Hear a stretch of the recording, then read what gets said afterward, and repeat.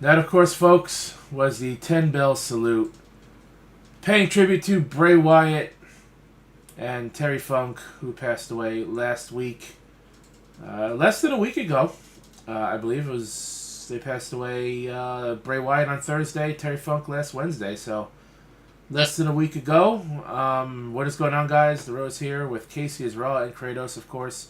Yet again on a Tuesday night. It is very hard to actually keep the show on schedule when I have the life I'm living with the woman that is here with me that I've been taking care of, helping taking care of, and spending a lot of time with over the past 6.5, almost 7 months now.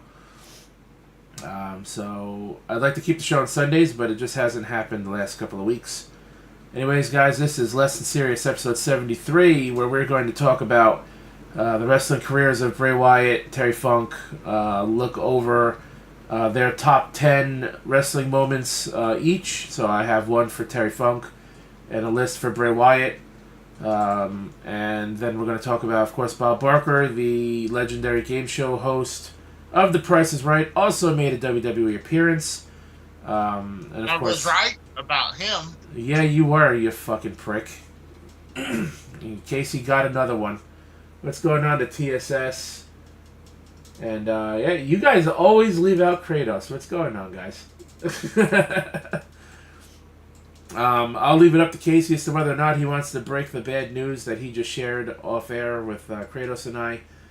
If he doesn't want to, that's totally cool, but, yeah, so we're also going to talk about Charles Martinet semi-retiring from Nintendo. We're going to keep it short tonight.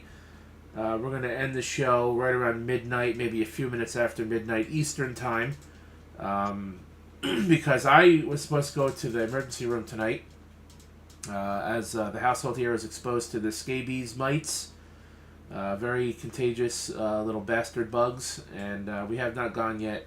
I'm not sure if we're still going. At some point, I know the child is sleeping.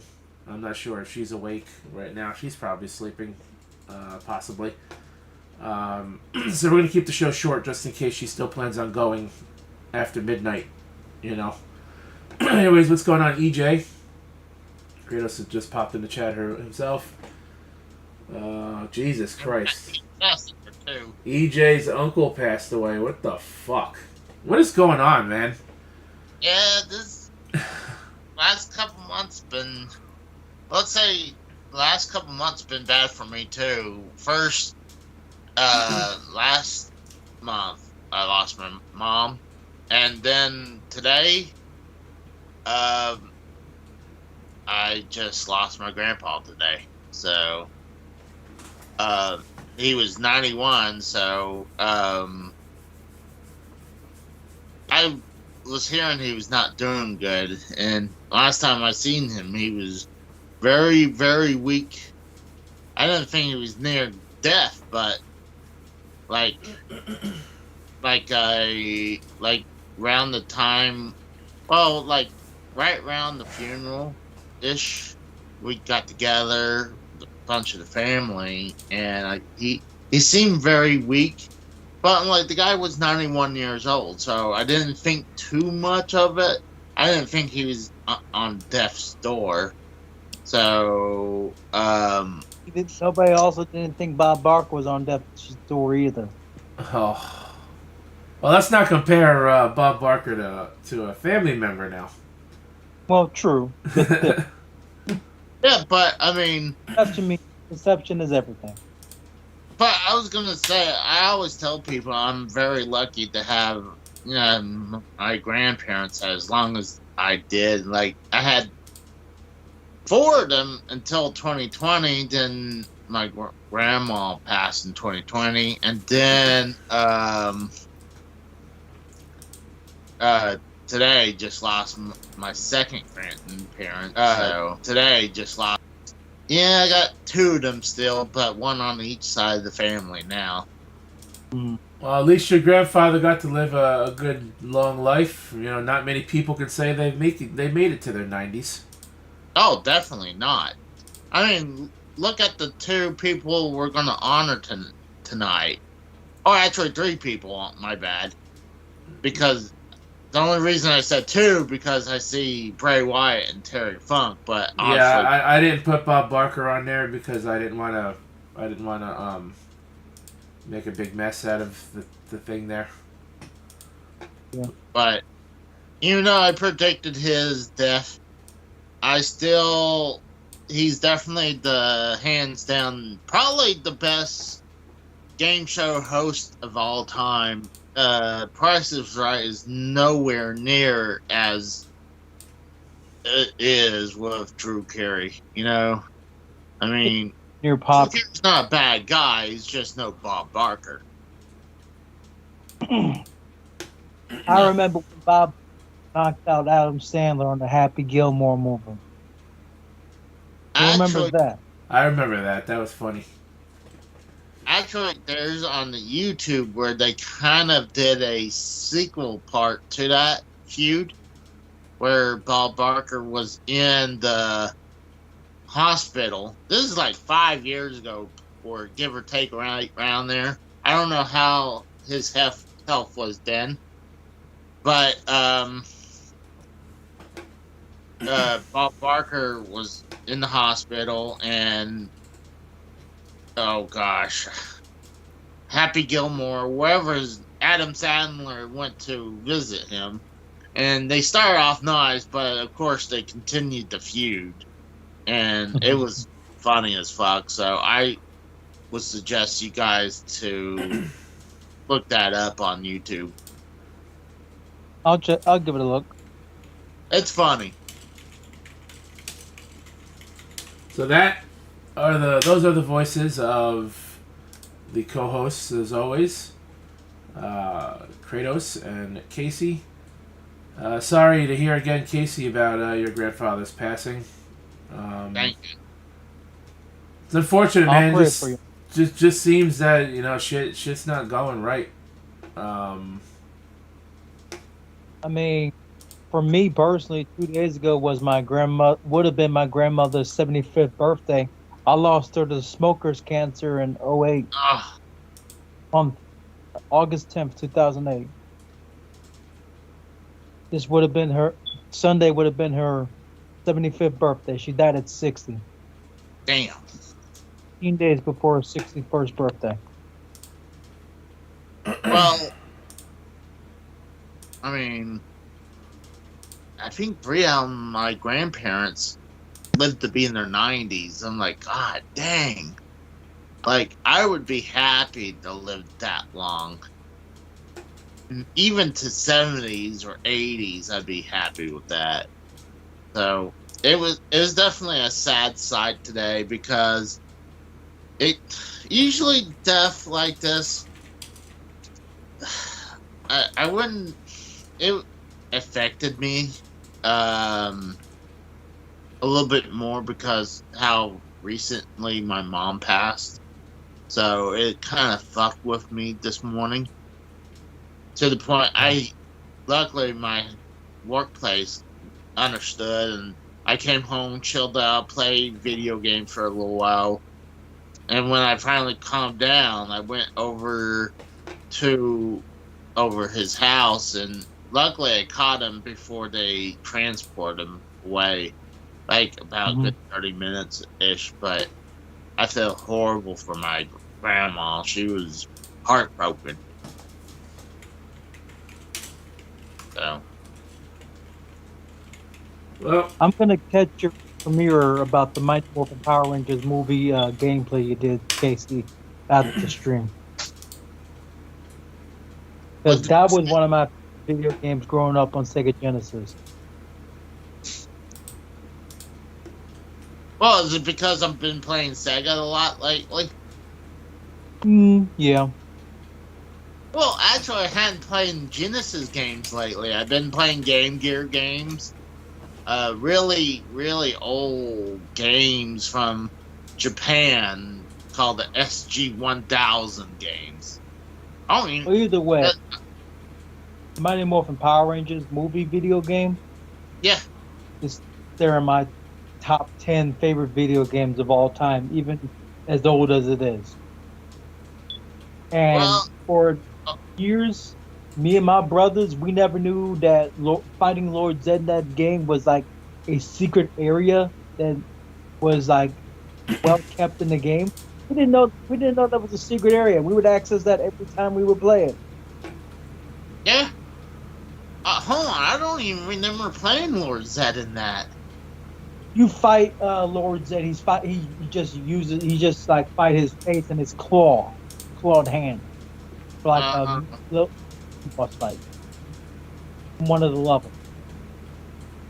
well, I know I have most of the Power Rangers games on hand, and I'm thinking about doing like a series of doing them, because I always want to find a really good one, and I wasn't happy with a bunch of them.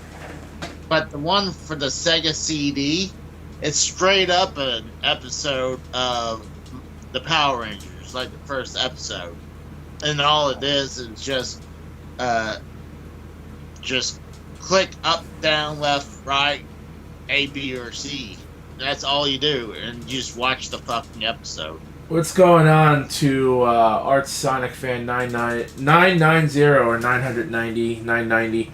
Bob Barker did pass away. We're going to get into that in a moment. We're just having our opening show random banter that we usually do for about 5 minutes and let the co-hostess talk for a few. Casey, go on. No, that's pretty much it. I'm good. I was just gonna say I was thinking about doing more Power Rangers games. See how it does. I released the first one I had, so Yeah, I'm gonna catch that premiere in a little bit after the stream. Well, we'll save the rest of the shout outs for the end of the show. Since Art Sonic Fan here brought up Bob Barker, I guess we'll start with him. Bob Barker, the famed longtime Price is Right host, dies at 99.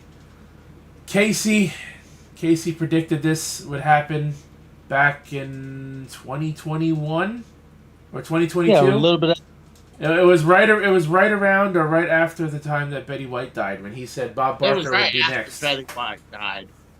Was that stream that Casey did with Drew at the time that he predicted Bob Barker wouldn't make it to 100.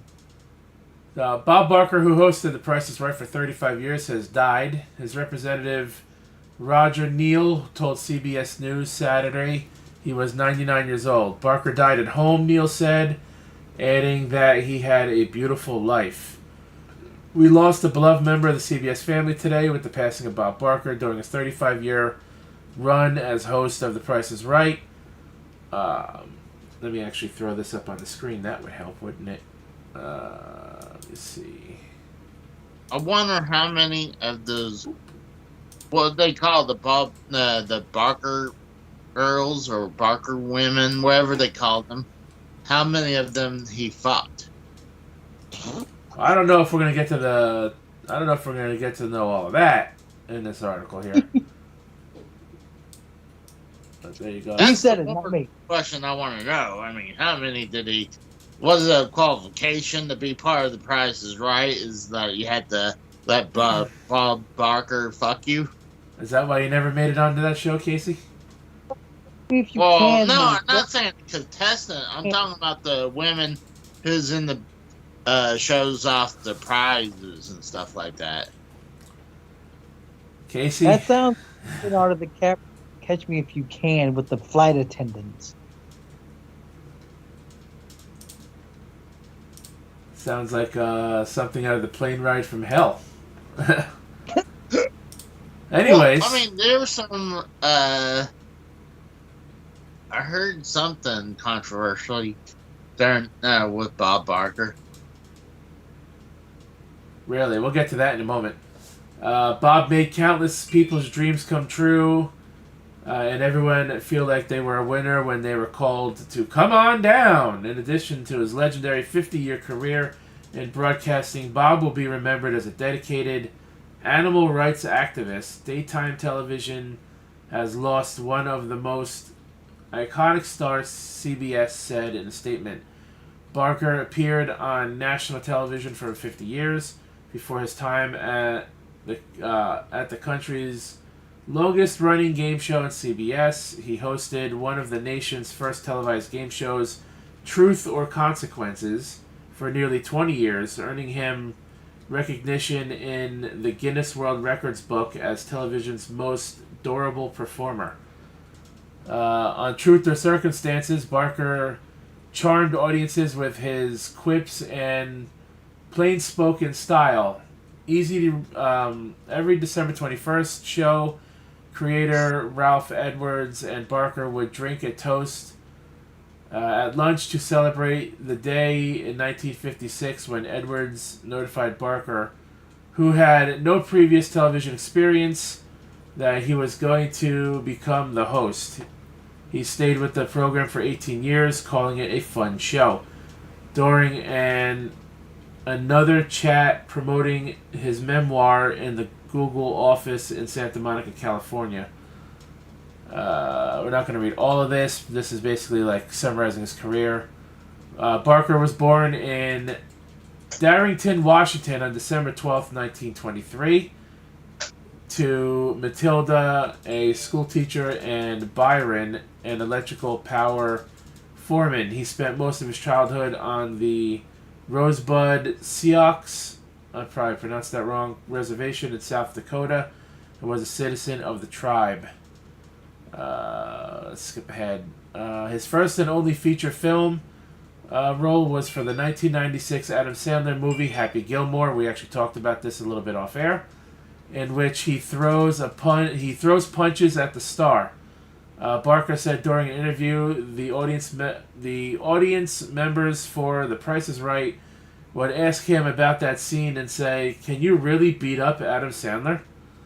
Since The Price is Right relaunched in 1972 with former host Barker, the show has taped more than 9,500 episodes on the television city lot in Los Angeles. The show will be heading to a new home later this year with Drew Carey, who has hosted since 2007. Really? I didn't know he's been doing it for fucking 16 years. I didn't think that long. Right? Yeah. Barker made headlines for his passionate support of animals during the 1987 Miss USA pageant when he refused to host if contestants wore real furs during the televised event.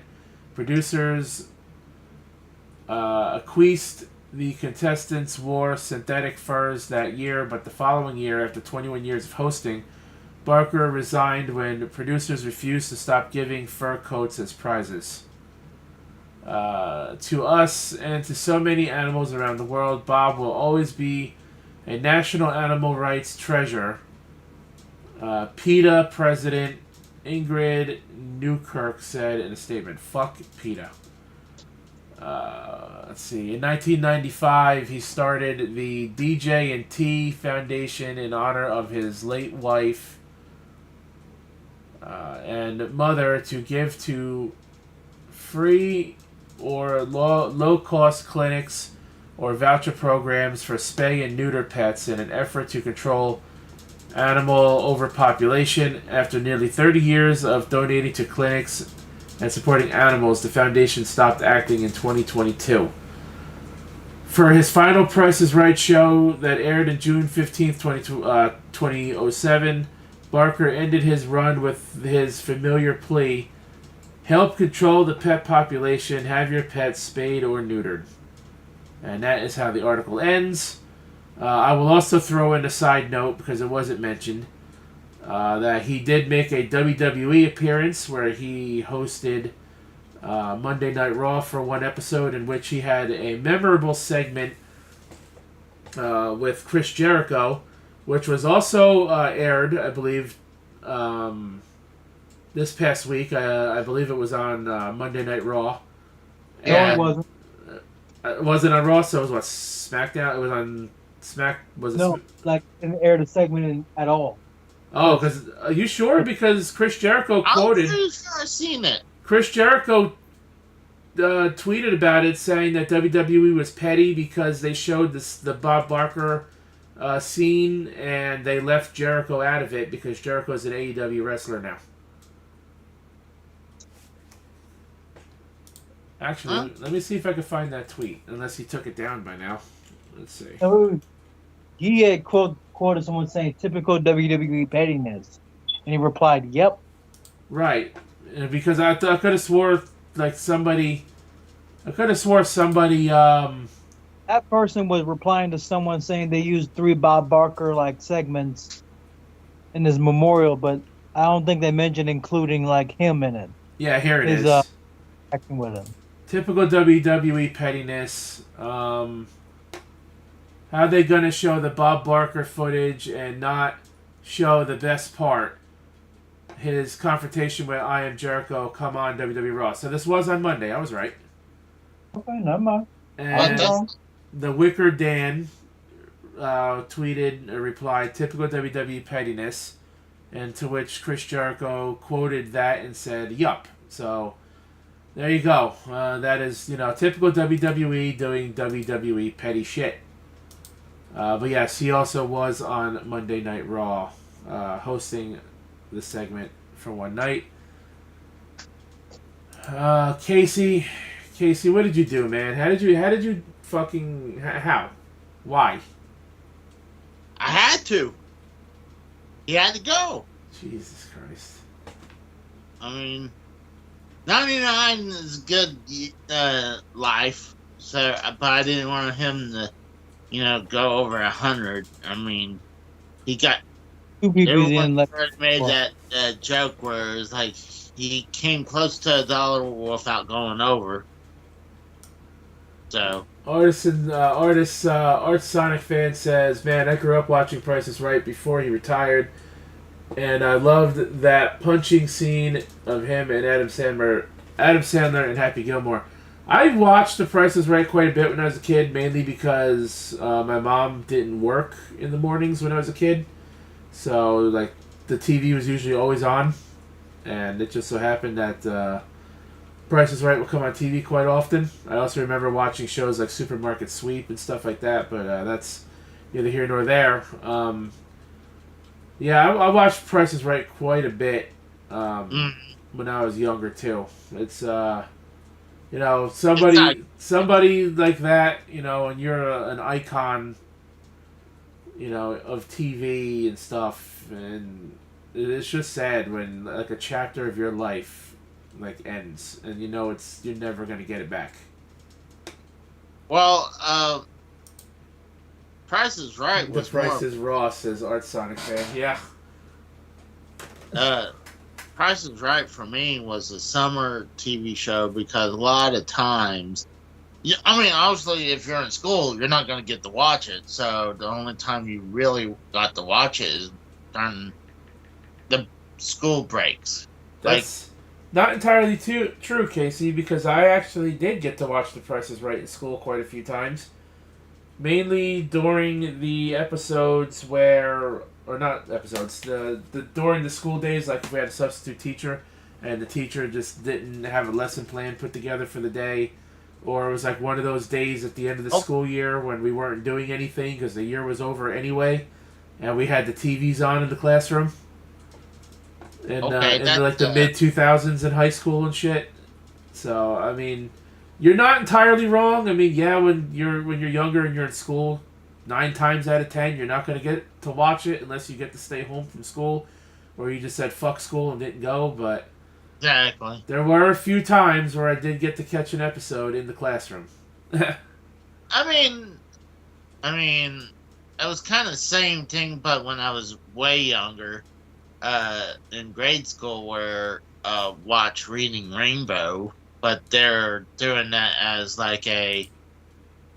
It was educational, but like I said, for me, it was a summer TV show because it was on at 10 o'clock Central Time for me. So I'd watch it, and a lot of times I try to get up early to watch it. Sometimes I miss it because I like to sleep in. So, but Did you guys ever hear about like or experience like think there's curses or items were cursed in those The Price is Right?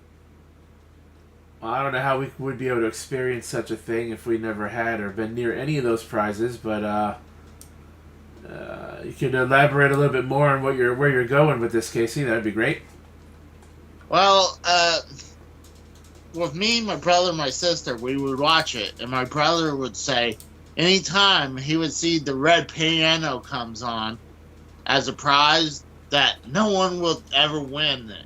It's like every time you see the red piano comes up, it's like no one will ever win it. It was just crazy, and then it was like clockwork. We would see it, we're like, oh no, it's the red piano. I'm like, I don't know if they just keep on holding the same piano in the backstage when they're trying to just get rid of this fucking thing.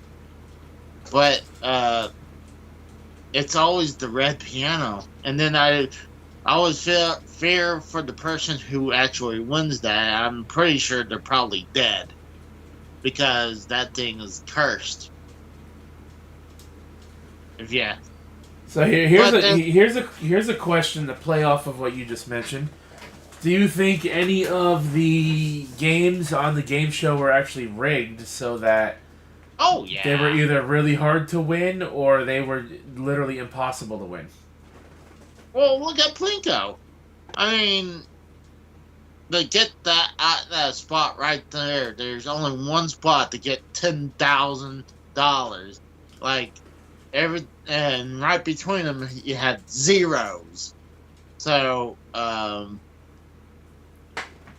think yes, that there might be some rigged ones, but not 100% rigged.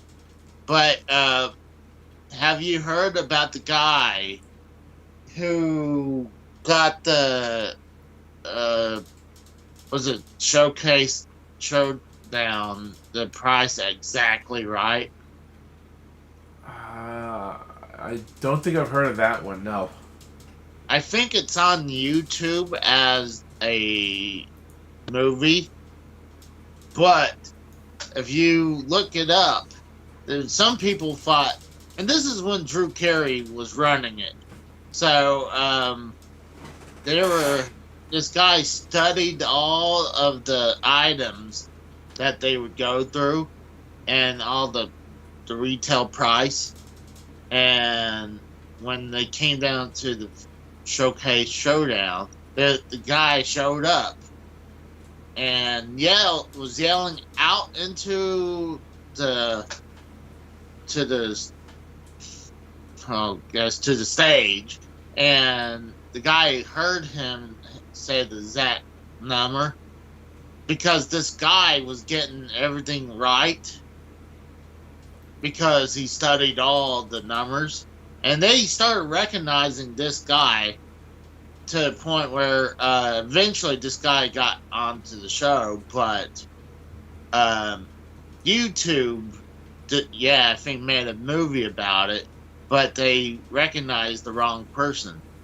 Oh. While there was another guy who did a documentary about it. So it's kind of like the cheating scandal that like Millionaire had, where somebody was like coughing in the crowd to give signals to the contestant about the right when the right answer was said, or the person who studied the pattern on the whammy show, Press Your Luck, and he never got a whammy, and he did like 100 and something spins in a row before he decided to stop. And the guy found out that the guy somehow cheated, but it ended up getting thrown out in court because technically he didn't do anything wrong just by studying the patterns. That's what I was gonna say. The millionaire, do you want to be a millionaire guy? The one that cheated, that's cheating. This guy who studied the pattern, that's not really cheating. They tried to get him on cheating though. What? They tried to get him on cheating though, and they tried to not pay him. But like just because you sit there and study the fucking pattern on your wheel to the point where he was able to get it right every time. That's not cheating. That's just very fucking No, that's smart. not cheating. I'm like,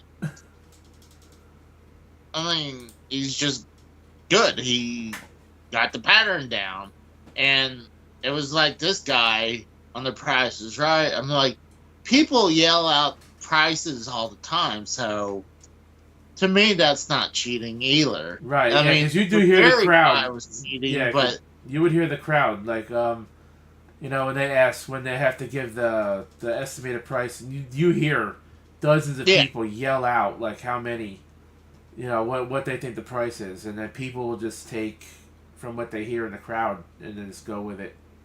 Yeah.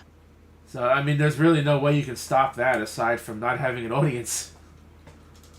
Yeah, you take the audience out, but I mean, I think nowadays, because the whole, I'm not going to say the C word, so let's say the pandemic era, where they made it it's not as packed anymore. It's very, like, 6 feet apart. They'll have, like, a couple people together in a section. Nowadays, last time I seen prices, right, it's not, like, fully packed anymore. Yeah. So it's not like they're searching around for this one person anymore. So they could sustain that nowadays if they keep on doing that, where if they have less and less people, like, all right, don't yell out prices no more, you know? Right. I mean, my brother doesn't have cable here because he refuses to pay extra for it. So I haven't seen an episode of Price is Right in, I would say, at least close to a year, if not longer. You're not missing anything. So. But yeah, Bob Barker, you know, sad to hear that he passed away as of August 26th, which was only a few days ago. I wouldn't say sad about that. Well, you wouldn't say it because you're the one who killed him. Allegedly. Casey the Reaper strikes again. You weren't satisfied with taking Bray Wyatt and Terry Funk from us. You had to take Bob Barker too. And your Reaper wouldn't even stop there because apparently he's taking your own family. Oh, that's fucked up. Alright, that was kind of fucked up. But, yeah, so, continuing this, death train, unfortunately. Bray Wyatt's, passed away last Thursday. His cause of death has been revealed to be a heart attack. WWE star Bray Wyatt died of a heart attack. Let me put this on the screen because I keep forgetting to do so. There you go. Dies of a heart attack. People magazine confirms. A source tells People the 36-year-old professional wrestler, whose name was William Rotunda, died in his sleep last Thursday, and he had seen a doctor earlier in the day for an ongoing heart condition. WWE Chief Content Officer Paul Triple H Levesque announced Wyatt's death later that day on social media. He is survived by fiancée Josanne Offerman, known as JoJo, during her time in WWE. They shared 2 children together, while Wyatt had 2 other children from his previous marriage to Samantha Rotunda. TMZ also reported Monday that Wyatt died in his sleep and that he was not wearing a doctor-recommended heart defibrillator at the time of his death. The device was reportedly found in Wyatt's car, packed outside his home, according to the outlet. Third-generation pro wrestler, joined WWE early 2009, following in the footsteps of his grandfather, Blackjack Mulligan, and his father, Mike Rotunda, who was IRS in WWE. WWF rather. Wyatt's uncle also wrestles, while his brother Taylor Rotunda wrestled for WWE as Bo Dallas. After joining WWE, Rotunda began working his way up from the company's developmental wrestling promotions to main roster as the character Husky Harris. As Harris, Rotunda enjoyed a brief run in WWE's main roster before returning to developmental in 2011. Late WWE star was remembered by colleagues and fans as one of the most innovative and creative people to ever work in the wrestling business. Wyatt's character often broke pro wrestling's norms and pushed boundaries in the athletic art form, utilizing special effects, puppets, and mysteriously layered characters that often left story arcs open-ended and speculative. The Rock, Dwayne Johnson, who shared the stage with Wyatt at WrestleMania 32, tweeted that he was heartbroken over the news of Bray Wyatt's passing. Always had tremendous respect and love for him, and the Rotunda family loved his presence, promos in the ring, ring work, and connection with the WWE Universe. He wrote in an online tribute. Very unique, cool, and rare character, which is hard to create in our crazy world of pro wrestling. Still processing losing the GOAT. Terry Funk yesterday, and now Bray today. John Cena. What's up? Bro, I think people fucked up on one part. What's that? They were saying he's a 3-time world champion. I think he won the WWE title and won the Universal title, one each. Gringo Key, what's up? I read somewhere he had long-term C-word complications that affected his heart. I think he did have that, yeah. It's pretty much, it's confirmed. Gringo Key wants to know when you're going to take out Vince McMahon. Oh, and I wrote never, because I'm pretty sure he's rich enough where he's going to, you seen the cartoons where they have, like, the rich person's head in a jar with water? Right. That's going to be Vince McMahon. So they're going to keep on going. He's just going to have the head in a jar, and he'll still be alive. So he's going to run the WWE until WWE doesn't exist anymore, is what you're saying? Pretty much. I mean, that's up to Endeavor. I mean, soon, like when that whole thing is done. I mean, Endeavor is going to own more of that. I mean, and Vince only owns, I think, 18% of the new company. So he's not has the power that he used to. I mean, he'll still run WWE, but and yeah, Endeavor's gonna make the final decisions now. Yeah, but yeah, they're pretty much gonna let Vince do what he wants.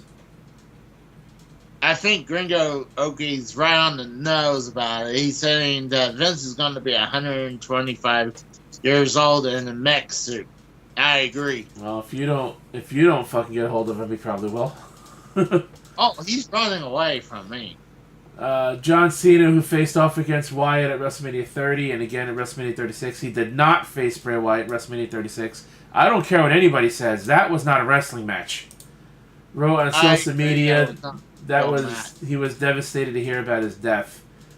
Wyndham, Rotunda. Do you consider was it the Boneyards as a match? Yes, because while that was a cinematic thing, it was still a match. It was still recorded. The Firefly Funhouse thing, I don't know what the fuck that was, but it was really stupid. I agree. That was in no way, shape, or form a wrestling match. At all. No. Definitely not. I don't know why they did that. Maybe they wanted to go a crazy route or something, but I agree. I wouldn't consider that a match. Personally, I think they only did that just so he could say he had a win at Mania.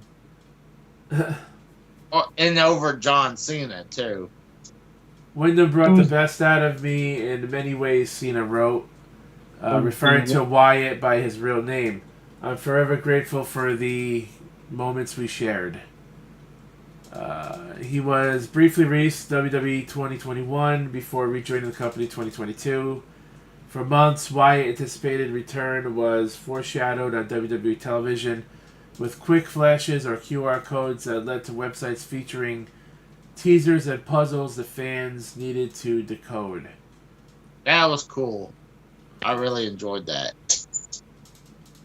Wyatt's, the unconventional advertising tactic was emblematic of Rotunda's creativity, which fueled a character as dynamic and influential as few before him.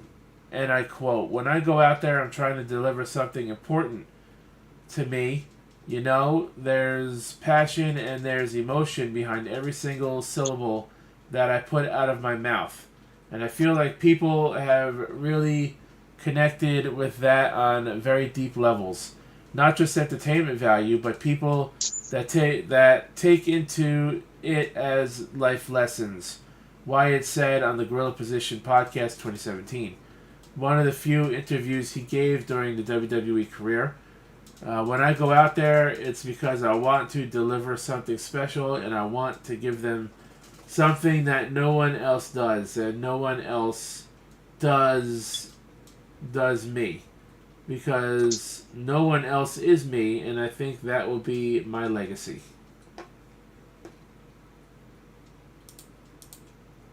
And I just happen to have here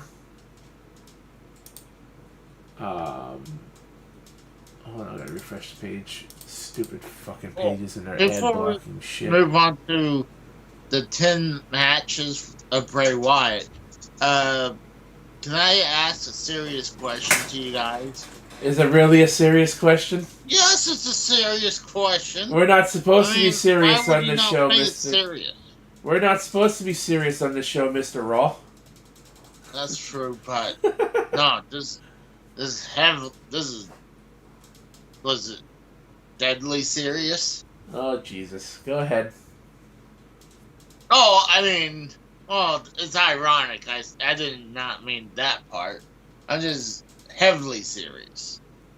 But because now he's dead, does that mean his fiance is free now? Oh, I mean, Jesus Christ! Here, Casey is until we ask her out. Casey is horny.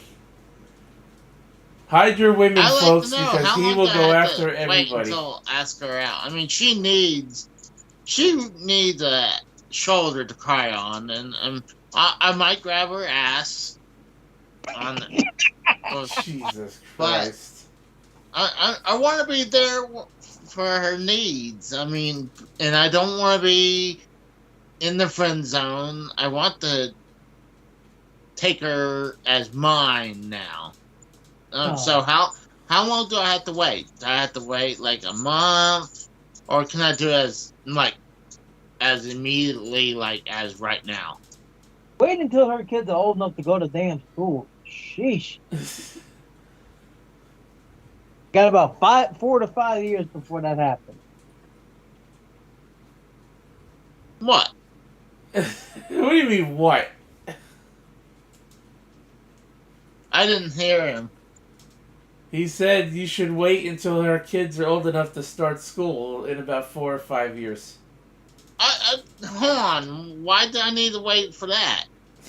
She needs she needs comfort now. And I'm the man to give that comfort and maybe some dick with it, too.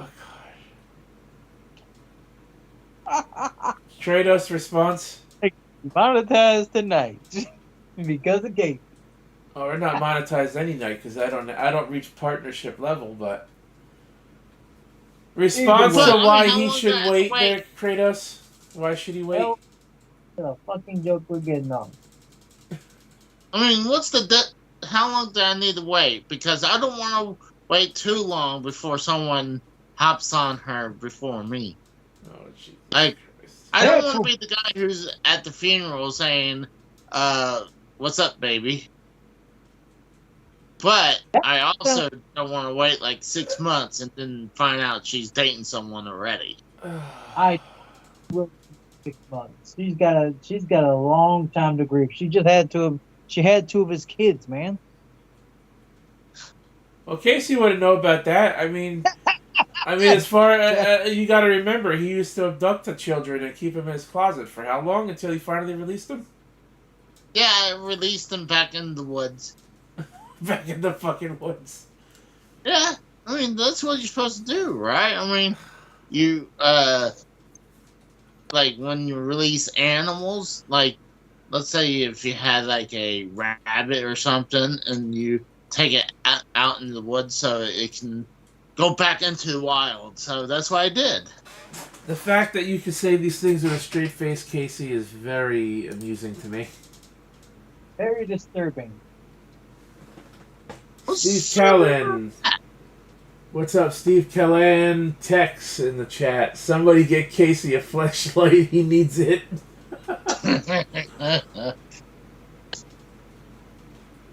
Make sure that flashlight has like a vacuum, so it'll also. Oh my god! Ew. Michael, what's up? Sorry. Casey, let me know if you need viewers. I'll come in. I'll come on. I mean, Tex is welcome if he wants to come on. That's totally up to him. But seriously, how long do I have to wait until after out, though? I mean, what's the time? I don't think we need to dignify that answer or that question with a response. Oh, nope. Supposed to move on with her life. I mean, but like I said, I don't want to wait too long before someone scoops her underneath me.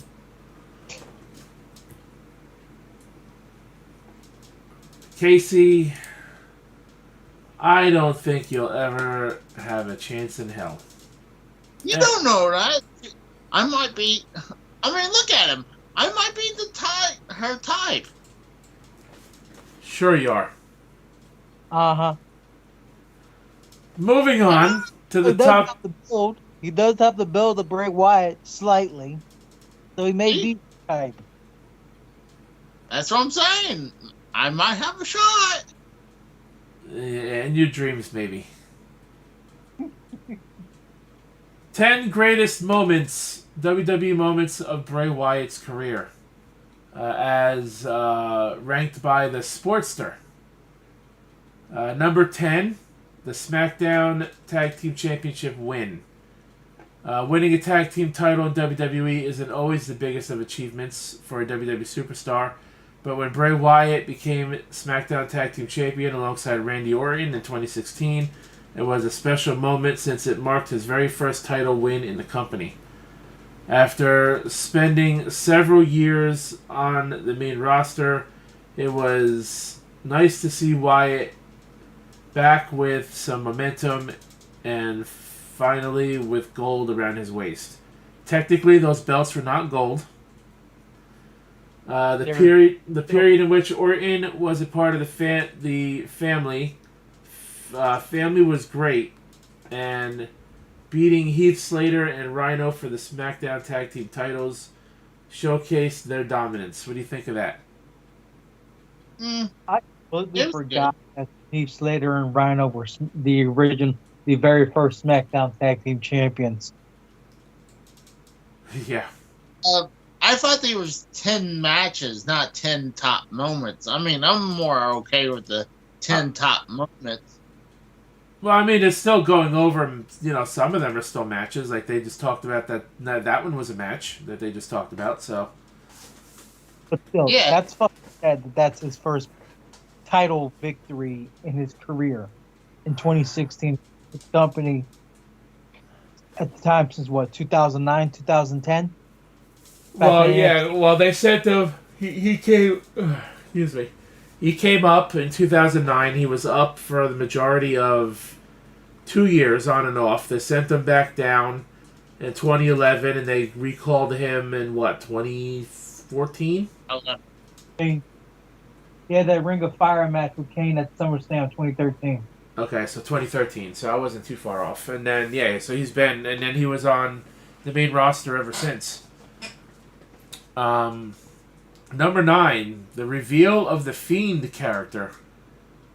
That's way too high? low. Way too high. Well, technically, if you're counting up from 10 to 1, you would say it's way too low on the list. Okay. Then I would say it's way too low because I honestly would make that number 1. The early Firefly Funhouse segments were absolutely genius, and they showcased Wyatt's incredible creativity that was unseen in perhaps any other superstar in WWE history. All the segments were leading up to something huge, though it wasn't clear exactly what it was. Finally, when the Fiend was revealed for the first time, it was genuinely one of the scariest and most goosebump-inducing moments in a long, long time. The way these segments had developed and gotten more unhinged, culminating in the showcase of his alter ego, was simply brilliant. And for those of you who don't know, the Fiend mask was inspired and partially created by the Slipknot lead singer.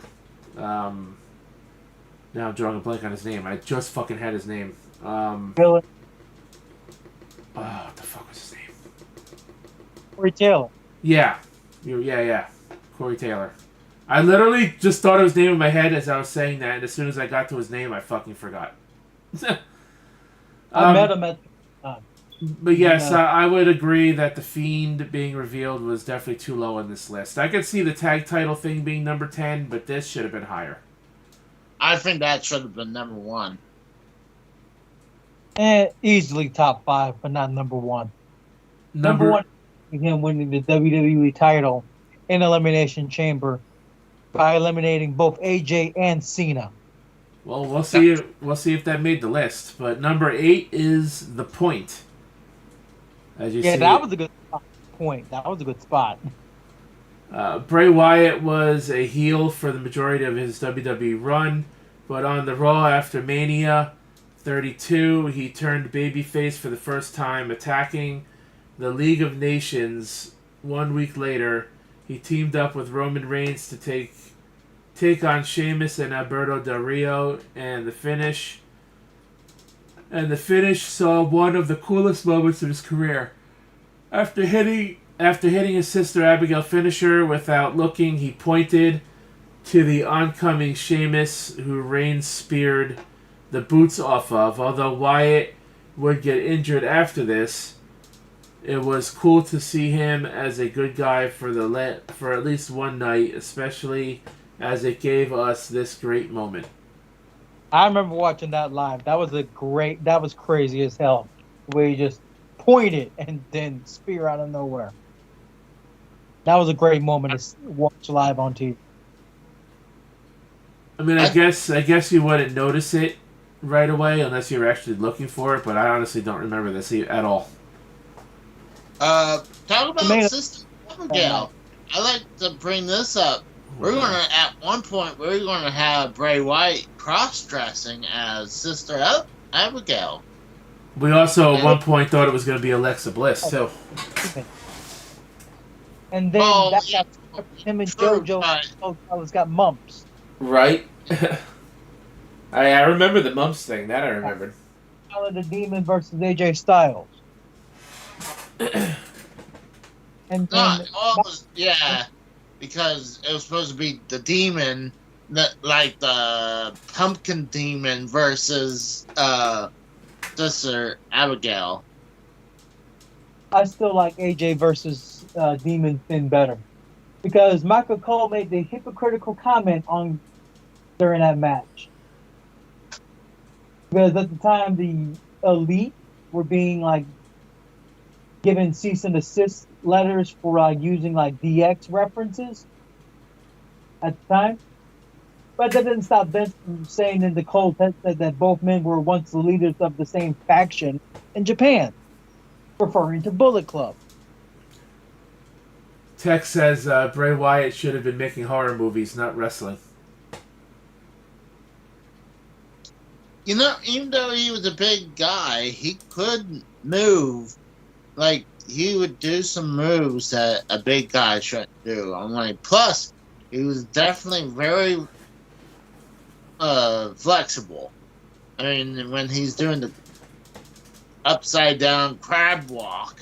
Yeah, that was crazy.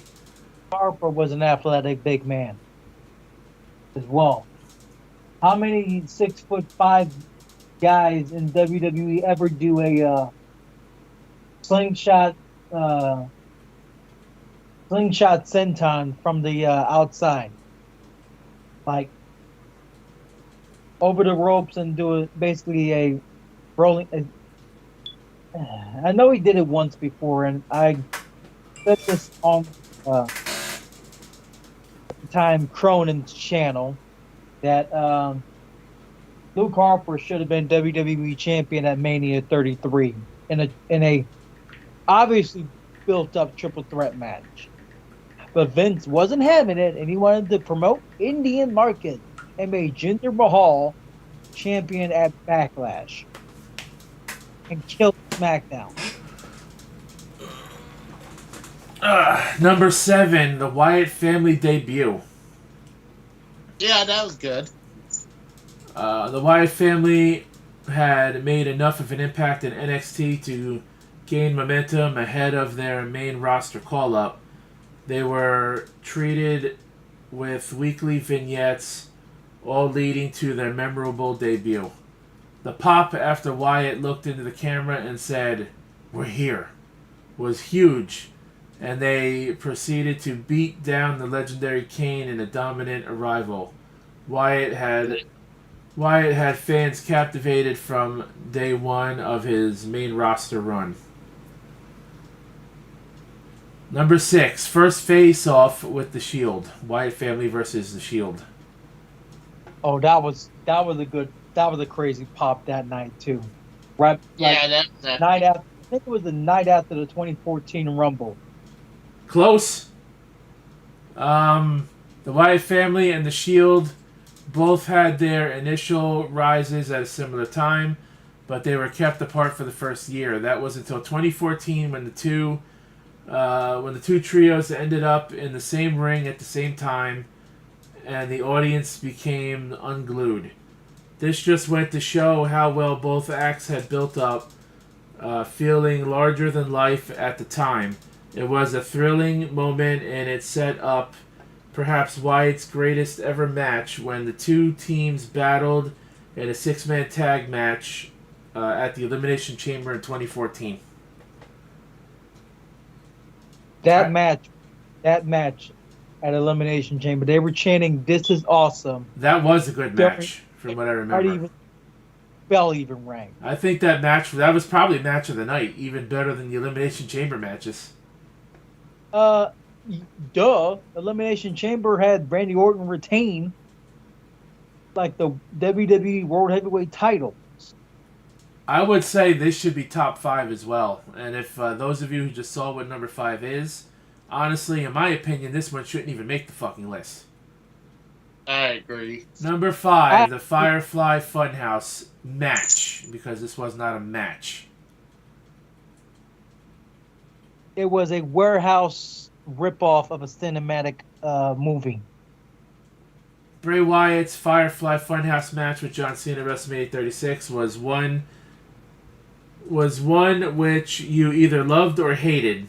Well, I think you guys know what side of the fence I'm on with that one. But for those who got on board with it, it was a piece of creative brilliance, the likes of which had never been seen in WWE before, and hopefully will never be seen again.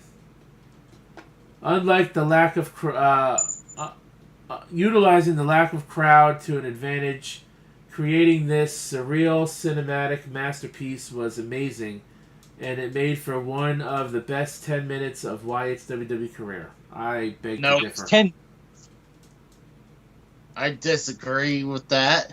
I beg to differ wholeheartedly. That was 10 minutes? Really? Apparently so.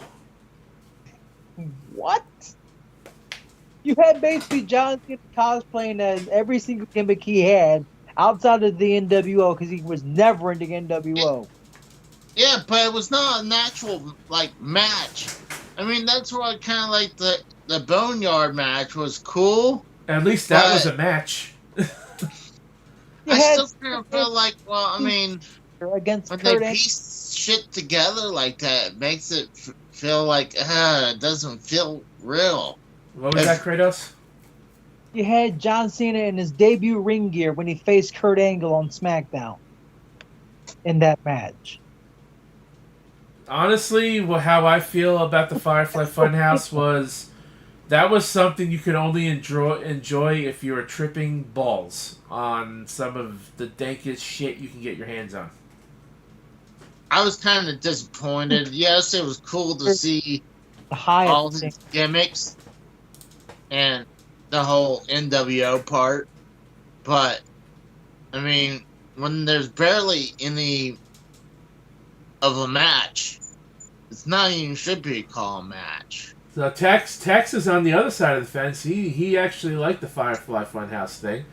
He says, I prefer cinematic matches like the Firefly Funhouse or the Boneyard match over regular wrestling. Cinematic matches are better than regular wrestling. If it's done right, I mean, we have seen some pretty shitty cinematic matches. What was the Wyatt family compound? I forgot who they faced in that. Was that the New Day? Compound. Wait, the Wyatt family compound, that was against the New Day. Right, that match, that was a cinematic match, and that one I think was fucking horrible because the lighting was so bad you couldn't even see freaking the majority of it. It wasn't even a match. It was just surrounded by freaking cars. And what was that other one Bray Wyatt did? Also, I think in the compound. What was it against Braun Strowman? Right when they ended in the fucking swamp.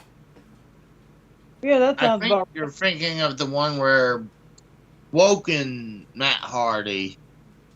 No, because Braun had a Wyatt swamp match with Bray back in 2020 also. And that match again was so terrible because you couldn't see fucking the majority of it. The lighting was awful. The lighting was terrible. It was all dark to begin with. I just don't like these cinematic matches. I think the only one that's the best out of all of them was definitely the Boneyard match. I didn't. Well, I mean, come on. You gotta like. You had to have liked Matt Hardy's freaking deletion matches. Those were cinematic too, technically. Yeah, but even those, I feel like it's kind of like you're not like it takes you out of it. Like at least wrestling matches, like you can see the athleticism. Athleticism, yeah, I got it. But I mean, even the House of Horrors match that Bray Wyatt had against Randy Orton was better than the compound matches that they did. And that match wasn't even all that great neither. Matt Hardy with Bray Wyatt, while fun for its time, it made Bray Wyatt seem like he was tripping on some serious acid and like something. Like the way he interacted with people with Matt Hardy as his tag partner. I just feel for cinematic matches is for people like Undertaker and Sting who can't have a full-fledged match anymore. I mean, look at Sting nowadays in AEW. He has not had a solo match in AEW. Every single one of them are tag team matches. Well, the point is he's still having a career and he's still doing crazy shit. Yeah, but, I mean, hey, have him go one-on-one against someone. Like, why is it always got to be him and Darby Allin versus someone? Like, He's like 64 fight years old, Darby out. Kate. He's like 64 years old, Casey, and if this is how Sting wants to prolong his wrestling career, then let him have tag matches. He only has to do half the work and take less bumps. Especially when he's in these no rules matches. That he's been in, like the coffin match at All In and that cinematic warehouse a tag match. Team coffin match. Who does that? And I mean, the other freaking no rules street fight matches that him and Darby were in, the tornado tag matches they were in, those were all no rules. And Sting was jumping off of shit, crashing through tables. Who the hell does that at his age? The way I see it is, let the guy fucking wrestle the style of match he wants. If that's how it prolongs his career so he can keep doing what he loves, I'm alright with it. I'm just, honestly, I'm not a fan of tag teams matches. I'm really not either, but it's with certain people it works. And with Sting, it's working. Well, and then I really hate when it goes beyond that, like where it's 6-man tags, 8-man tags. Yeah, I don't like those. I don't like those at all. Outside of the traditional Survivor Series elimination matches, I usually don't like those. I agree with that because you're not. See, AEW is the king of doing all those types of matches every pay-per-view because they want to try to get everyone on the show. So, not exactly, because not as of late, not so much, especially with All In. They have their treat. You had Stampede was the Stadium Stampede match. You had 10 people fighting that match, right? Mm-hmm. And then you had the trios tag teams titles. Couldn't go there due to visas as well, as far as I know. Yeah, I think Pac couldn't make it, and somebody else they mentioned couldn't make it due to visas. That's why I say that. But anyways, the Lucha Brothers, they're actually brothers. Getting back to the list now, number 4, face to face with The Undertaker at WrestleMania. That was a cool moment, I'll admit. Him doing the spider walk, Undertaker sitting up, that was a cool moment. Yeah. That was good. Bray Wyatt battled The Undertaker in a clash of generations at WrestleMania 31. And whilst Wyatt didn't score the win, he put in a strong showing and managed to get The Undertaker's career back on track after a disappointing performance the year prior when the Dead Man lost his streak. The most memorable moment of the match came when Wyatt was doing his crab walk, only to be met with The Undertaker doing his iconic sit-up. The pair were face to face in a surreal moment, and the crowd responded in a big way. Number 3, the White Rabbit return. Yeah, that was pretty cool. I wish they continued to use the White Rabbit music instead of the intro he was using after that. I was like, ugh. Because, they were using it at the arenas. I'm not sure they were actually showing that on TV, but I know during breaks they would play that music. So I'm like, it was getting over. They should have continued using the White Rabbit music. Well, at that point, everyone knew it was Bray Wyatt from by the time Extreme Rules even came around. By the time that ending happened and he showed up, the crowd was already chanting "Holy shit!" He hadn't even taken off the damn mask. The White Rabbit teases up until Bray Wyatt's 2022 return, where some of the most intricate and special things that WWE has ever put together, and it was clear that Wyatt's wonderful mind was behind it. His eventual return at Extreme Rules 2022 was special. It was clear to see how much of the comeback meant to him, and seeing just how deafening the crowd was proved how many hearts he had touched in his previous stint.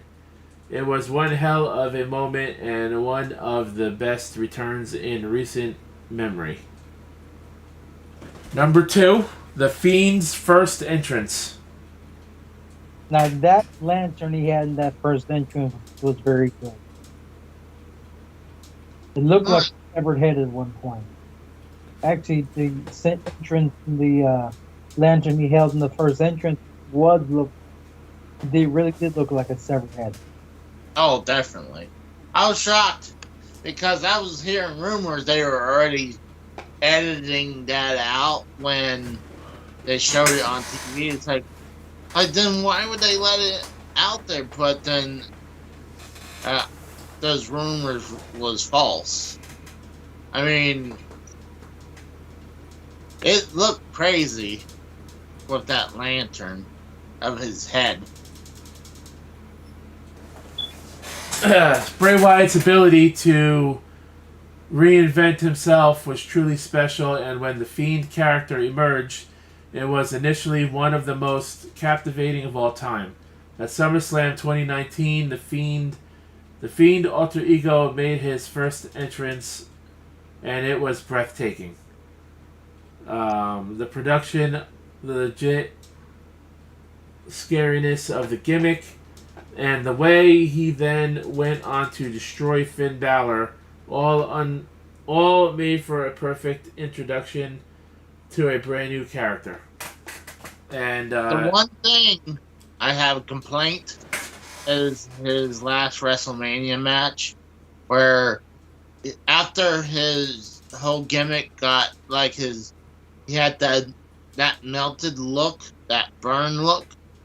I was kind of hoping that he was going to wrestle as that version, but when it was coming out, it was like, oh, it's the normal Fiend again.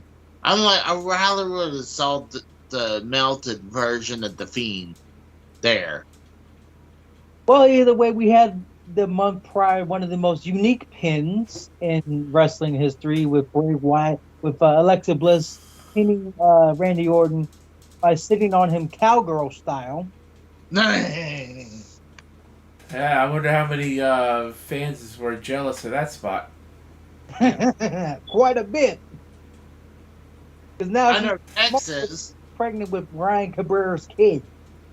I know Tex is jealous of that spot because that's his fantasy girl. Sure. 5'0" Alexa Bliss, the fantasy girl of a man who obviously is more country than anybody in this portion of the community. Alexa Bliss is a damn city girl, dude. And if you know, you know, because unfortunately I couldn't scroll down without spoiling number 1 for you guys.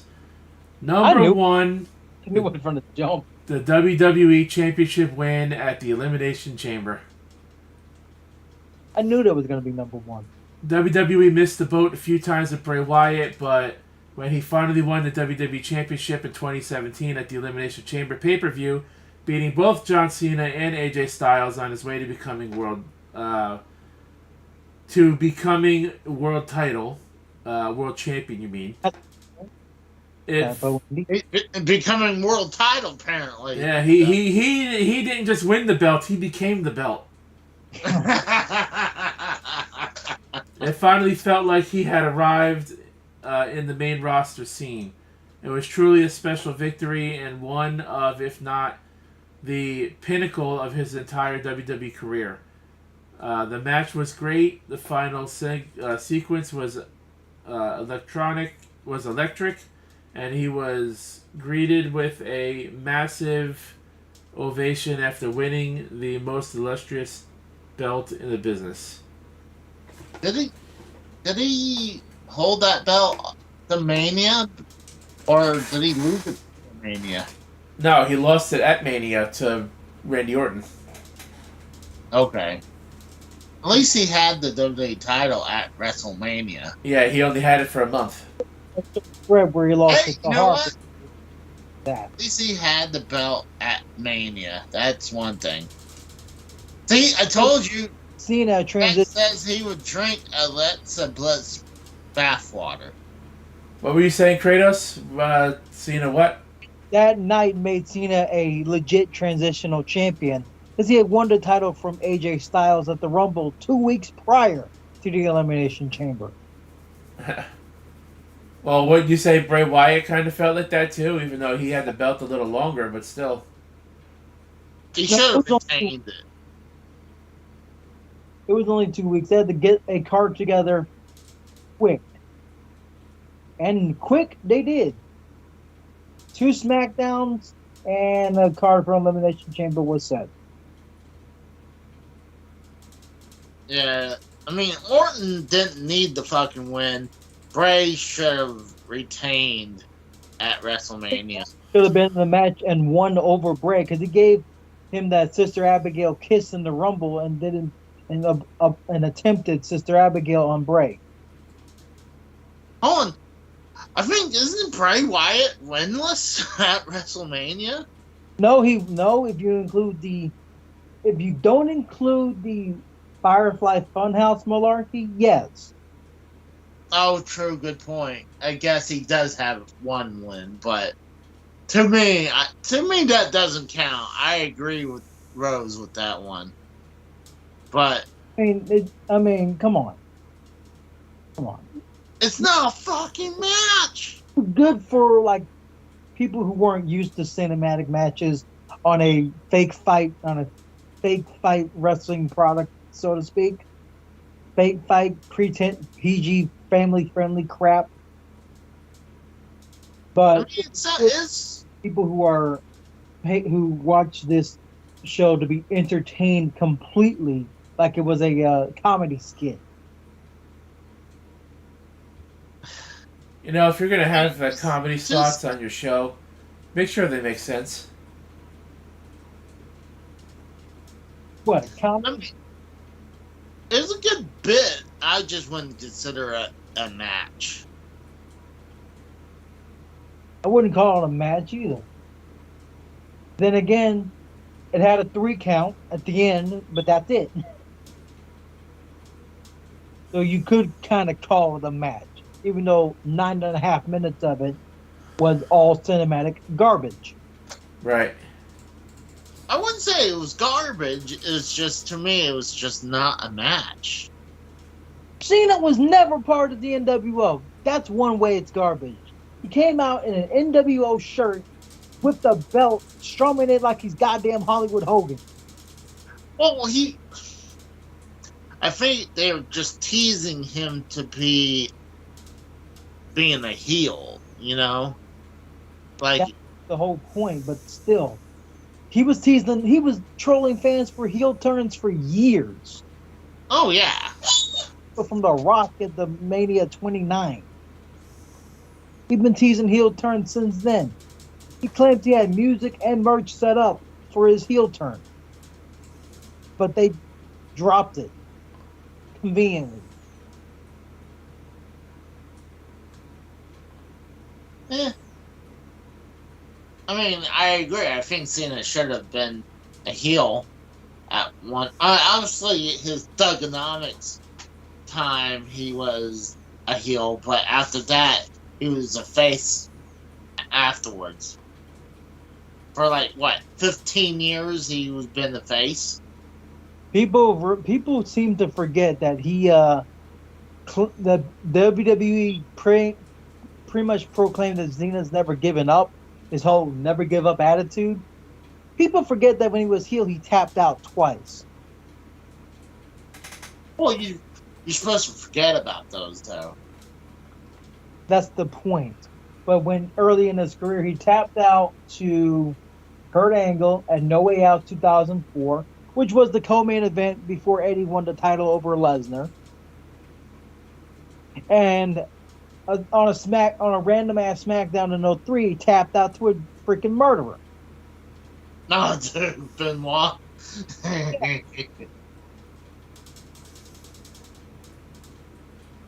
Well, I can't disagree. Well, all in all, him winning the title is, literally the best way he can go out. Mm-hmm. Was his last match I'm pretty glad he not only held the WWE title, he held the Universal title. Even though both was very short reigns, but he at least got to hold the two big belts. The reason why they say he was a 3-time champion, he held the Universal title twice. Did he? I thought he only held it once. Because I know he held... Fucking Goldberg. Yeah, he lost it to Goldberg. Then he won it from Strowman and lost it a week later to Roman, which started this whole bloodline storyline. Oh. Yeah, you're right. I thought he only held one belt each time. I didn't Basically, think about that. Universal champion. You're correct. In less than a year. Oh. Right after that Saudi event, news started spreading around about the C word that we are not allowed to say on here. right? Everyone was shut down. Yeah. I remember that now. You're right. Hold on. Hold on. Because the original plan for that Mania was Spear versus Spear, Roman versus Goldberg for the Universal title. Then the God, imagine how that would have been. Spears all over the place. That's how it would have gone. 3 minutes of spearing each other. Because Goldberg can't wrestle no more. Anytime he does, he's about to either hurt himself or hurt someone else. He nearly killed Undertaker in Saudi. Exactly. That's what I'm saying. And the Saudis are used to killing people. Oh my God. Family. I'm so horrible. I guess he did. I was pretty sure he only held the Universal title once. Huh. No, because he had that Fiend Universal title belt that was sold for like almost what? $4,500 on the shop? $5,000. Exclusively held when he was the Fiend? Yeah. Yeah, it was $5,000. Well, that was like the deluxe version was like $5,000. You could have bought strap match with the Rumble 2020. You could have bought it a lot cheaper. Like Joe Compton, I think he paid like $100 for the Fiend belt, and he was very disappointed. And like, well, I mean, I pointed something on eBay. He's like, I want that belt. I'm like, well, I found this one for $100, and he just clicked on it. I'm like, it's not my fault you bought it. It's not like, I mean, look into it. For trying to buy a $4,500 belt for $100. It's gonna be fast quality, more than likely. All right, this is how you know the Wrestling Observer is stupid as fuck. They say for the worst gimmick in 2020 was The Fiend. Excuse me? The Wrestling Observer newsletter said the worst gimmick of the year was for 2020 was The Fiend. I do not agree with that at all. That was probably his best character. I was just looking stuff up and I saw that. I was like, and he actually has a ton of. It's funny, we're looking at all the best stuff for him. There's a lot of the Wrestling Observer newsletter would say worst. Like, he has the worst gimmick for 2017 as Sister Abigail, and then 2020 as The Fiend. The worst feud of the year, 2017 versus Randy Orton. I disagree with that. I thought that was alright. At the beginning of 2017, yes, it was the worst feud. Yeah. Because they got rid of one dance partner in Luke Harper at Elimination Chamber and paired him up with Eric Rowan to make the Bludgeon Brothers. And they kind of double dipped on this one, where they said the worst feud of the year 2019 was versus Seth Rollins, and then they go down here, the worst match of the year with Seth Rollins at the Hell in Cell. So they double dipped on that one. Well, and they're like, worst feud 2021, let's him with Leslie Bliss versus Randy Orton. Worst work match in 2014 versus John Cena. Worst match of the year 2017 with Randy Orton at WrestleMania 33.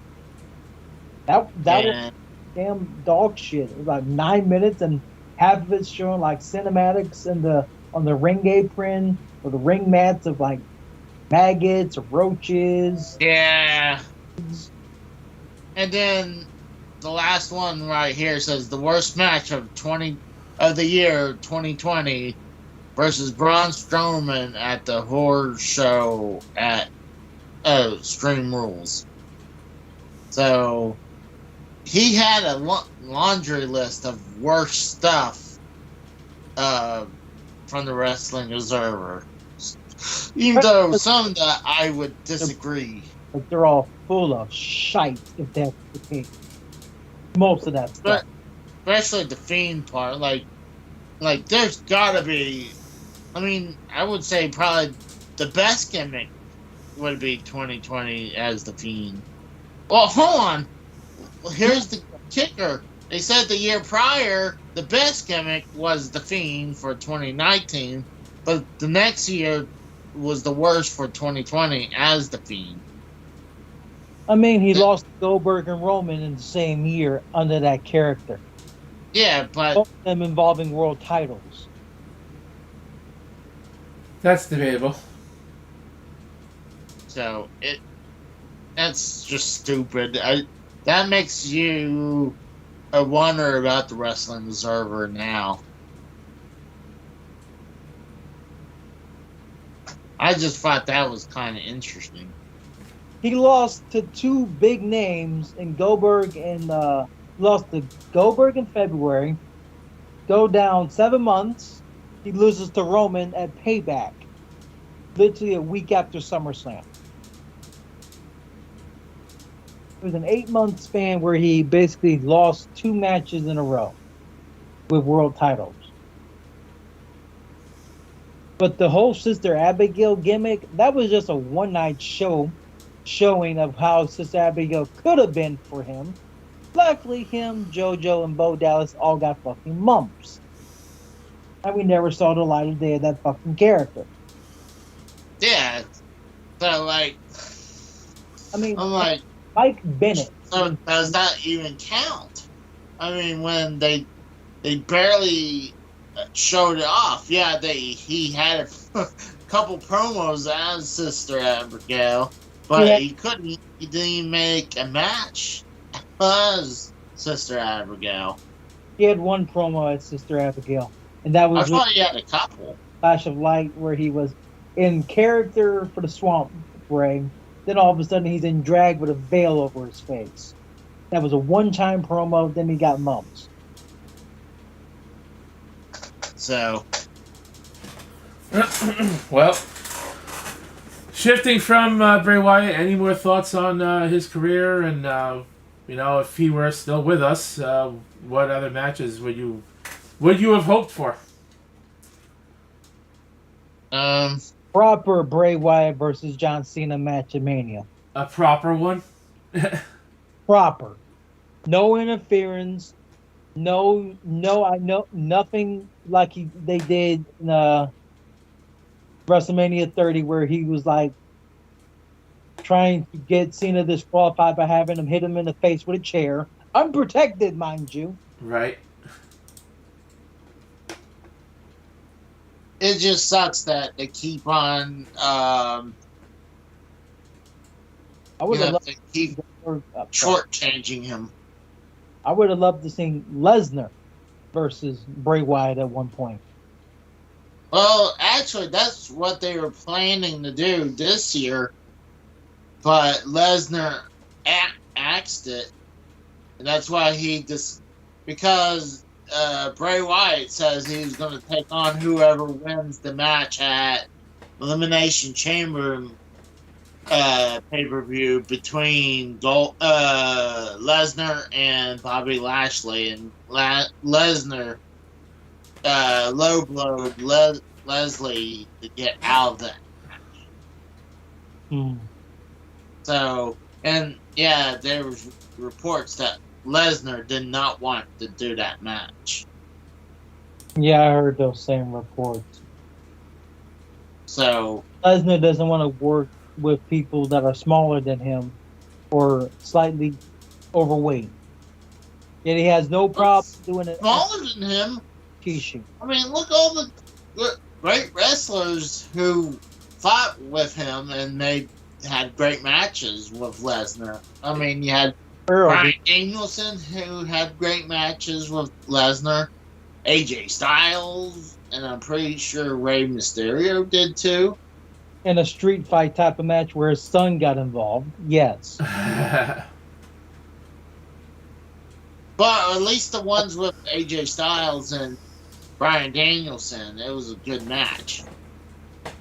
That whole match was basically like the only way Bryan got an advantage was kicking him in the frickin' nuts. That was his only advantage, is kicking him in the balls.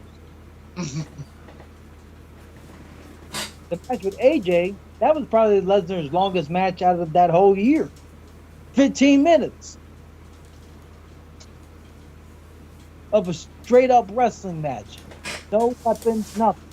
That's probably his longest match of 2018. Or 2017. Sorry, 2017. Well, we got one more death to talk about, unfortunately. This one is from WWE's website, of course, so we're going to take a look at the article that they wrote about Terry Funk's passing. Of course, he passed away the day before Bray Wyatt, so that's about a week ago now. And, okay, there we go. Just had to get that centered more on the screen. So, WWE Hall of Famer Terry Funk passes away. WWE is saddened to learn that WWE Hall of Famer Terry Funk had passed away at the age of 79. Revered by fans and peers across the globe for his tenacity, heart, and longevity, Funk will be remembered as one of the toughest competitors to ever step inside the squared circle. From WWE to All Japan, from WCW to ECW, Funk proved he could go toe-to-toe with the best and pushed the limits of what was possible inside the squared circle. I don't know why they just can't say inside the ring. They got to be fancy and call it a squared circle. The son of Dory Funk Sr., Terry began wrestling in the 1960s, forming a successful tag team with his brother and fellow Hall of Famer Dory Funk Jr. before breaking out as a single star in December of 1975. Funk broke through when he defeated Jack Briscoe to capture the NWA World Championship in Miami. Funk first competed for WWE in 1985 during the height of the Rockin' Wrestling era. Alongside his brother, the Funks appeared on the grandest stage of them all at WrestleMania 2, defeating the team of Tito Santana and the Junkyard Dog.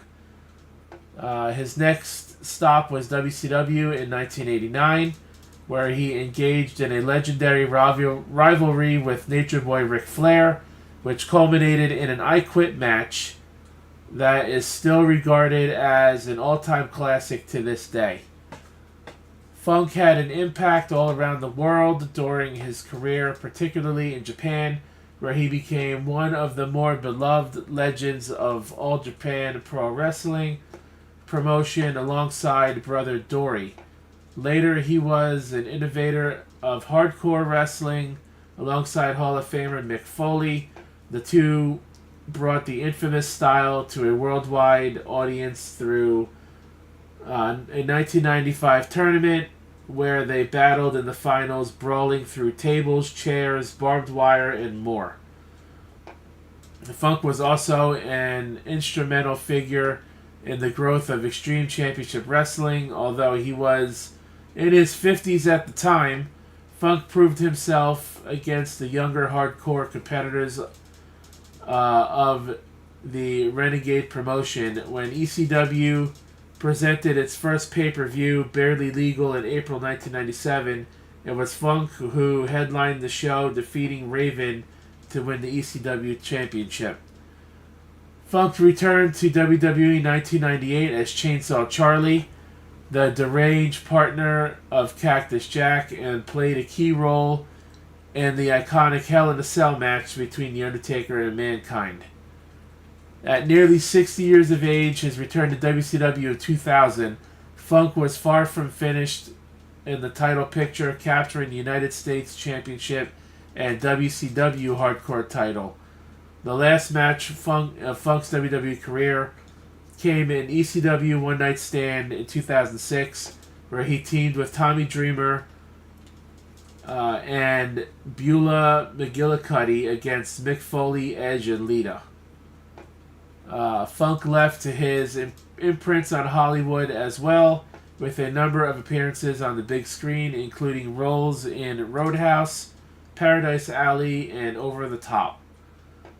In recognition of nearly 50 years in sports entertainment, Terry was inducted into the WWE Hall of Fame alongside his brother in 2009 by the late Dusty Rhodes. WWE extends its condolences to the Funk family, friends, and fans. They didn't say how he died, though. I know he was suffering from dementia. That's pretty much.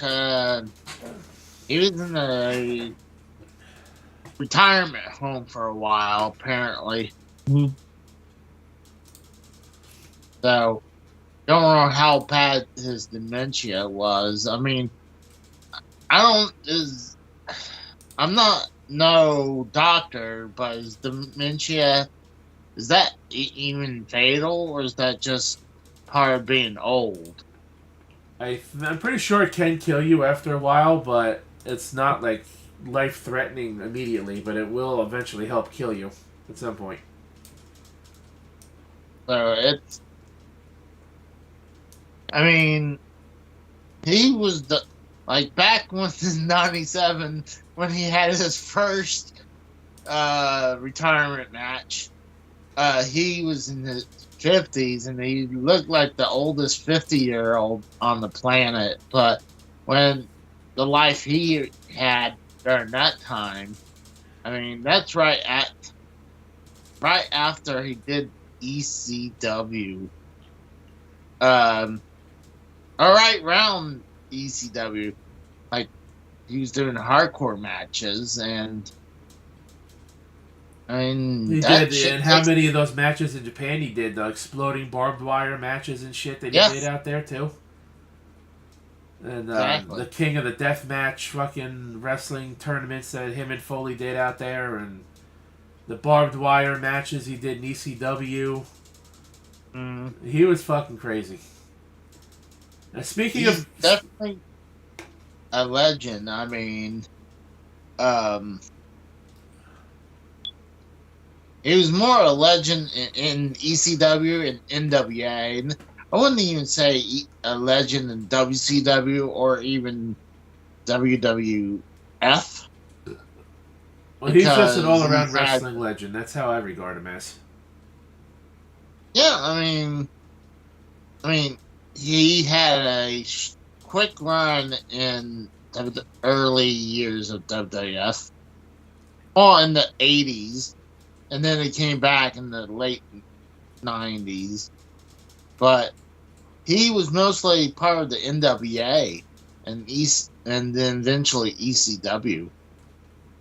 Well, NWA and then WCW, partial for WCW, then ECW, and then just keep on going back and forth a little bit. So just like Bray Wyatt, we have here a top 10 list of memorable moments from Terry Funk's wrestling career. Now, I don't know if these are all just WWE related. I didn't take a look at the list other than number 10. So we'll start at number 10, his WCW run in 2000. While WCW 2000 is mostly looked upon as a disaster to the modern wrestling fans, Terry Funk thrived in the chaotic environment by winning 3 WCW Hardcore titles and his second WCW United States title. During the dying days of WCW, Funk would also become the on-screen commissioner of WCW in January of 2000. As commissioner, Funk would lead the Old Age Outlaws faction that included Art Anderson, Paul Orndorff, and Larry Zbyszko. WCW 2000 would highlight the charm that Terry Funk brought to any wrestling organization. Number 9 versus Jerry Lawler in an empty arena match in 1981. I heard about this, but I never seen it. I wouldn't doubt. I'll bet money WWE probably has this footage, but I heard good things about this match. Terry Funk and Jerry Lawler would feud for 40 years in professional wrestling, yet the most memorable match between the two would occur in 1981 in the Continental Wrestling Association at the Mid-South Coliseum in Memphis, Tennessee. Funk and Lawler would wrestle in an empty arena match. The match would only have a camera, operator, photographer, Lance Russell, and the 2 wrestlers. Funk would show off his future hardcore style by attacking Lawler with a 2x4 spike. Unfortunately, Jerry Lawler would use the spike on Terry Funk instead.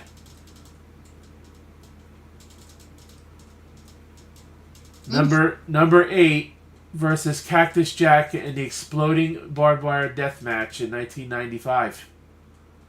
Here's pretty much one of those.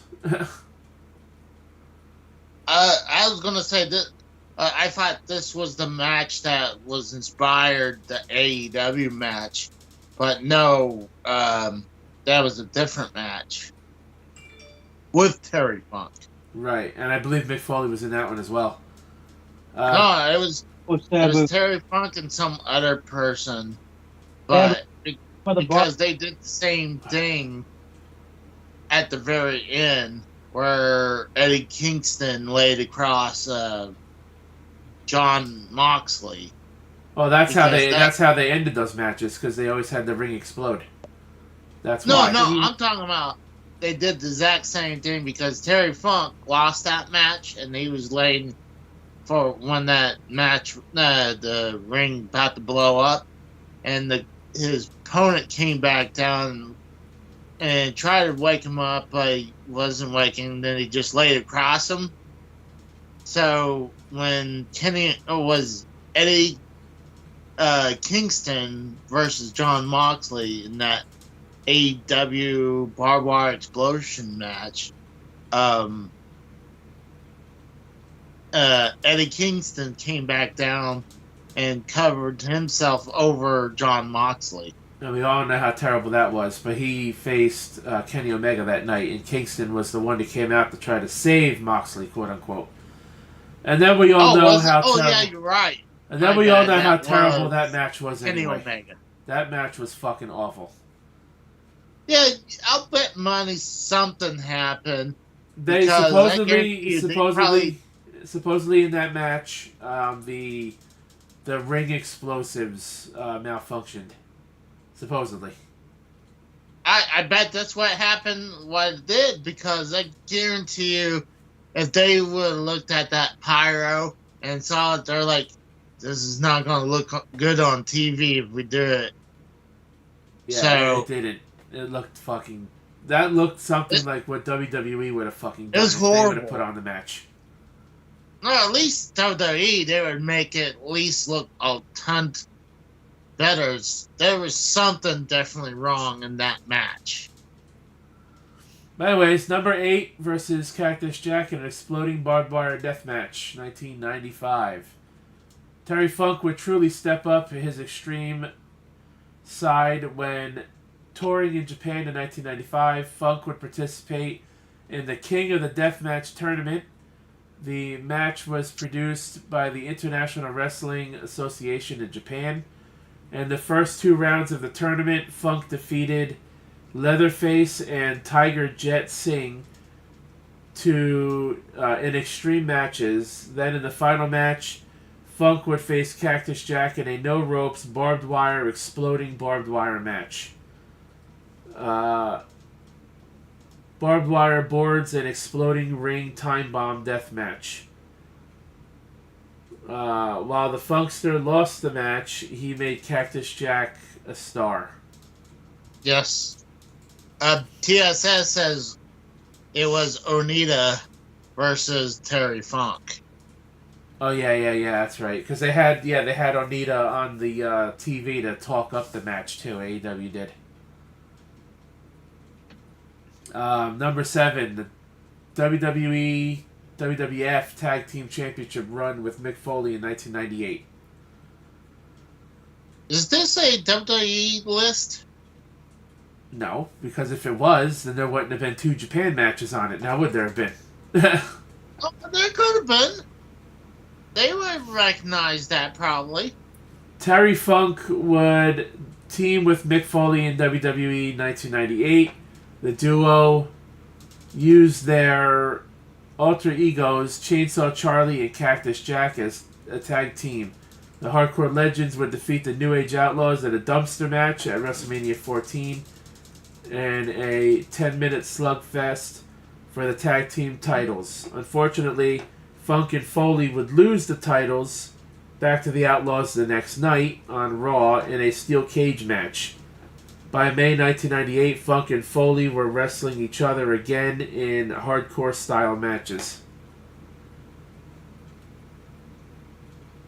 All Japan Real World Tag Team Champion with his brother in 1977.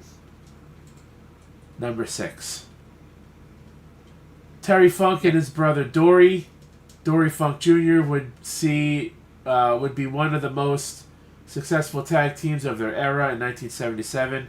The brothers would compete in All Japan's Real World Tag Team League round-robin tournament and come out the winners. The brothers would capture the crown in 1979 and 1982 as well. Pro Wrestling Illustrated named the Funk Brothers the 9th best tag team of the PWI years in 2003.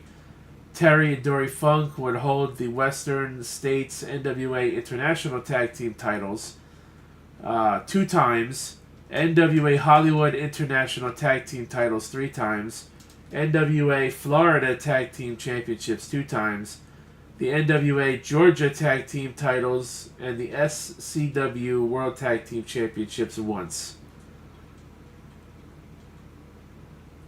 Number 5, defeating Raven for the ECW Championship in 1997. Terry Funk, gone. Low, if you ask me. That's right in the middle of the list. Terry Funk would capture the ECW World Championship at the promotion's first ever pay-per-view, Barely Legal, in 97. Terry Funk and Raven would headline the pay-per-view. The Extreme match would see Raven's Nest and Tommy Dreamer get involved, leading to Dreamer's DDTing Raven and allowing Funk to capture the ECW World Championship. Funk would drop the title 4 months later to Sabu in a barbed wire match. At the end of the match, both men had to be cut out of the barbed wire. I remember that. Number 4, Terry Funk, Ric Flair feud, 1989.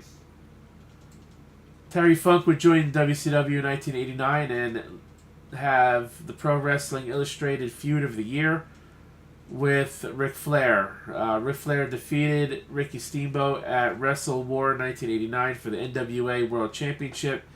After the 30-minute match, Funk would challenge Flair for the world title. When Funk didn't receive the answer he wanted from Flair, he would pile drive the Nature Boy through a table.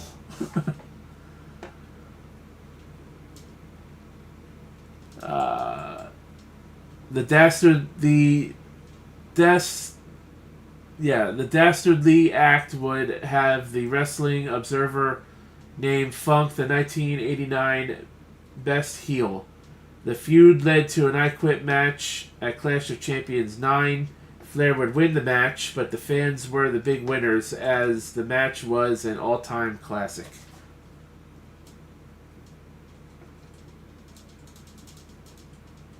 You guys still with me? Yeah. All right. We're almost done. Listening. Number 3, capturing the NWA World Championship, 1975. Wow. Terry Funk would defeat the legendary Jack Briscoe for the NWA World Heavyweight Championship, 1975. Funk would hold the title for over a year and defend it across the world. His historic reign included stops in Japan, Australia, Singapore, and all over North America. Funk would drop the title in Canada to handsome Harley Race. Race locked Funk into an Indian death lock, and eventually Funk didn't respond to the referee. This led to the match being stopped and Race being named champion. I disagree with this list, especially when I see number 2, because do you care to be part of the WCW Hall of Fame when the Hall of Fame is, WCW doesn't exist? So, you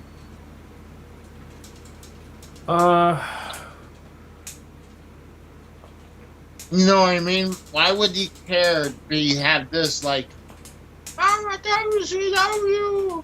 Well, in 1995, I'm sure it meant a lot to them because back, in 1995, they didn't know they were going to be shutting their doors 6 years later.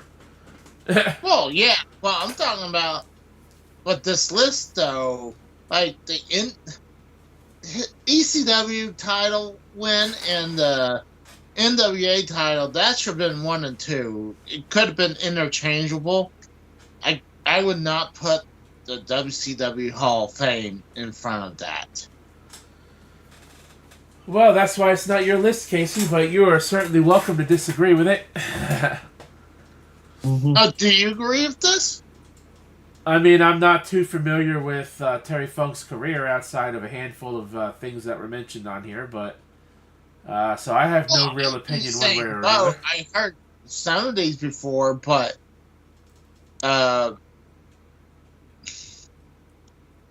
I would put ECW and WCW title wins over this. What about your opinion? I honestly really don't know. It could go either way. I guess, first world title wins are big.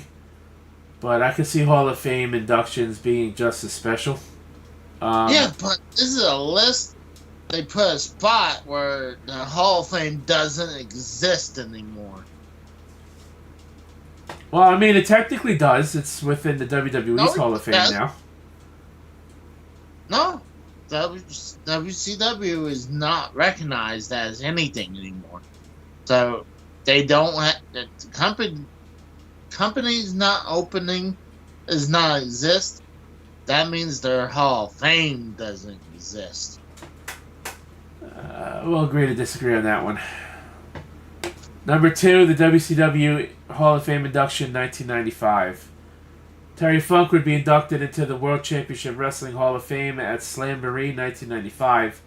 Funk was still an active competitor, but WCW felt he deserved the honor to go into the Hall of Fame with Big John Studd, Dusty Rhodes, Gordon Sully, Angelo Poffo, and Antonio Inoki in 1995. The WCW Hall of Fame would only have 3 classes and a total of 17 inductions. Funk was proud to be one of those old school legends to be honored at Slamboree. So if you didn't like number 2, Casey, maybe you won't like number 1 either. The WWE Hall of Fame induction of 2009. At least the WWE Hall of Fame still exists. Yes, people like Tech says WCW Hall of Fame is as real as WWE's Hall of Fame. Or at least WWE's still here. I mean, yes. Do they really need a physical building to have a Hall of Fame? I don't really think you need to, but I think it makes it more meaningful. Especially if you can have, like, a plaque and some of their gear and some whatever they were using. Like, it would be nice, but I don't think you really need a physical Hall of Fame to be a Hall of Famer. So... Well, you are just against recognition, aren't you? Excuse me. I'm just saying that at least WWE's Hall of Fame is more real because, I mean, it's still alive while WCW is dead. Like, you don't really recognize WCW being a Hall of Famer anymore. And TSS says, TNA and Impact has a Hall of Fame, so does that mean it more prestigious than WCW? Oh, God. I mean, Impact still exists, so if going by Casey logic... But that's a good point that TSS brought up, but, I mean, see, the thing is, TNA and Impact, / Impact, doesn't really matter. I mean, they started doing their Hall of Fame 10 years after their company was going. And they were doing one person at a time. And some of the shit they would do for their Hall of Fame, where Dixie Carter would buy used Rolex for people. Wait, how do you know they were used? Well, I know the one with Sting. Sting was a brand new Rolex, but if you listen to some wrestle with Bruce Pritchard, they were talking about on his TNA shows where Conrad noticed the watch that Kurt Angle got for his Hall of Fame was a used watch. Really? That's fucked up. Yes. And you know how Dixie Carter was so fucking cheap, she would do shit like that too. I mean, she was like wondering how, according to Bruce Pritchard, they're like, do we need to charge the wrestlers? Like, if they show up, to charge them for the meal they were going to have at the Hall of Fame? Like, she would do some petty shit like that. So, I wouldn't even recognize Impact's Hall of Fame. They can go fuck themselves. Like, hold on.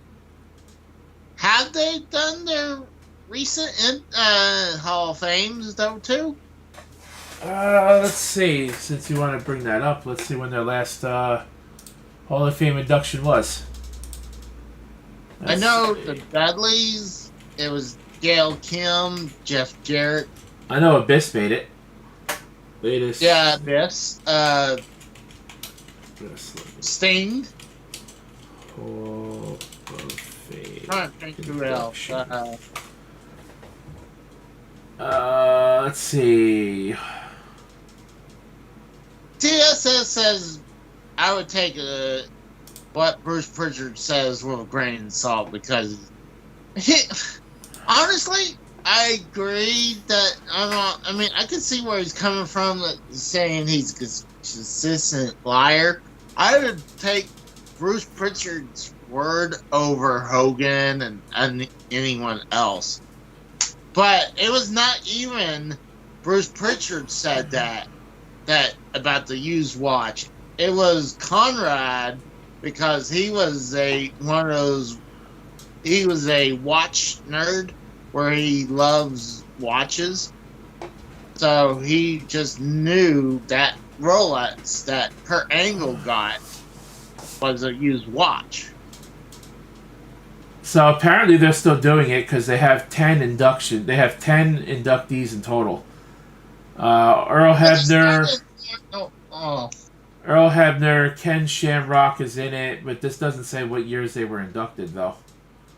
I know Ken Shamrock was recently, but Awesome Kong made it. I think Awesome Kong could have been probably the most recent one. Abyss, we already knew he made it. Raven, Team Raven? 3D. I did not know that. Yeah, Team 3D. So Bubba Ray and Devon, Jeff Jarrett, Yeah. Sting, Gail Kim, Kurt Angle. Those are all 10. So I guess they're still doing it. And like, yeah, this will tell me which one. Who was the latest one? Here we go. So it started in October. So it started in 2012. okay, so they are doing it every year. Still. Yeah, but it doesn't say. So the latest one, they didn't do it because obviously October didn't happen yet this year. Oh, hold on, look at that. There was one year in 2015 they did it in June. Just randomly. They did it twice in 2015, in June and October. Huh. So here's the entire list. Sting. That's weird. Sting was first, then Kurt Angle, then Jeff Jarrett, Earl Hebner in 2015. Oh, so they didn't do it in 2014. That's why they did 2 in 2015. That's weird. Earl Hebner and Jeff Jarrett were 2015. Gail Kim 2016. They didn't do it in 2017 either. Abyss. So they're inconsistent too. Abyss in 2018. No 2019 induction. 2020 was Ken Shamrock. 2021 was Awesome Kong. And last year was Raven. So Raven was the newest one. So that's why I didn't know Raven. No, here we go. Team 3D was in 2014. So they did do one in 2014.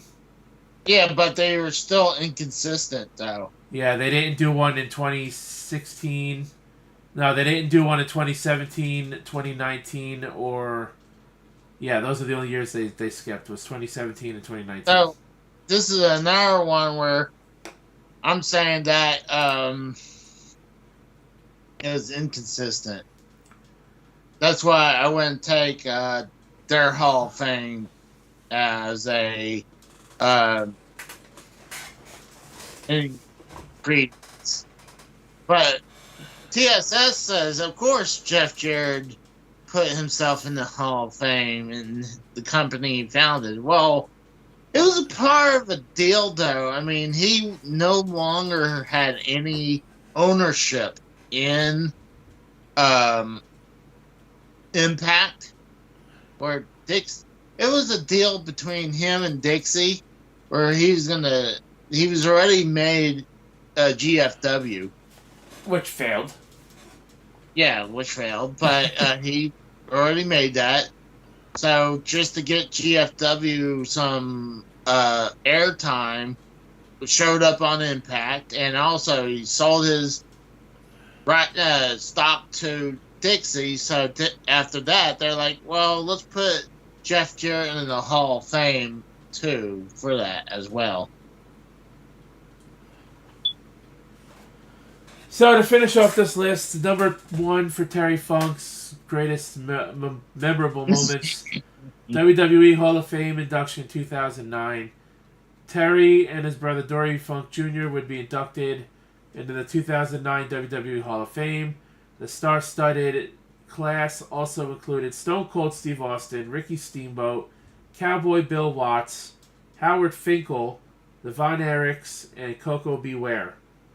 The Funks were inducted by the American Dream Dusty Rhodes. The event took place at WrestleMania 25 in Houston and was hosted by his longtime rival, the aforementioned Jerry the King Lawler. Tex is calling me pretty much a WWE fanboy. I'm just saying that I feel that the WWE No, he called you a WWE bot. Get it right. What? He called you a bot. Get it right. He can't help but downplay anything his daddy McMahon didn't create. What? Come on. Let's take those 3, and which one's more prestigious?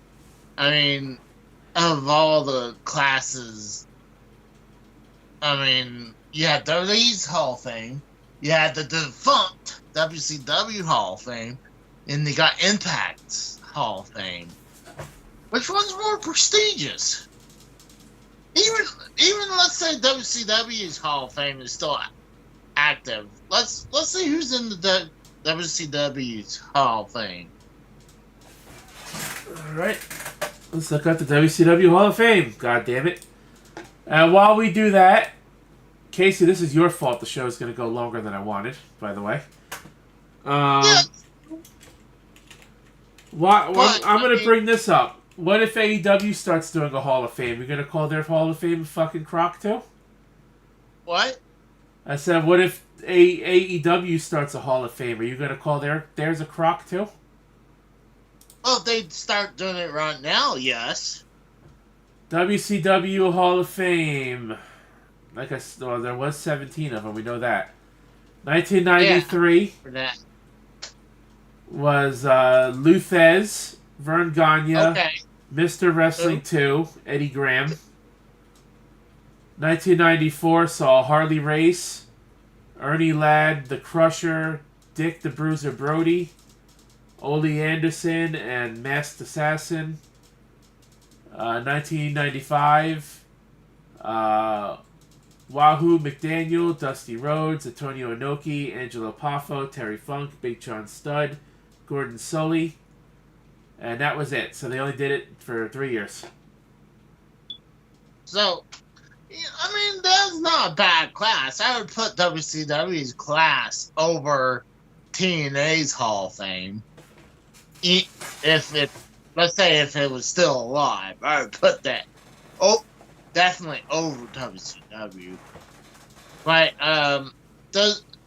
but granted, I would give WWE a little knock, saying that WWE does put in a lot of people every year, and to the point I feel some people shouldn't be in there. There's quite a bit of people in the WWE Hall of Fame I would take out if it was up to me.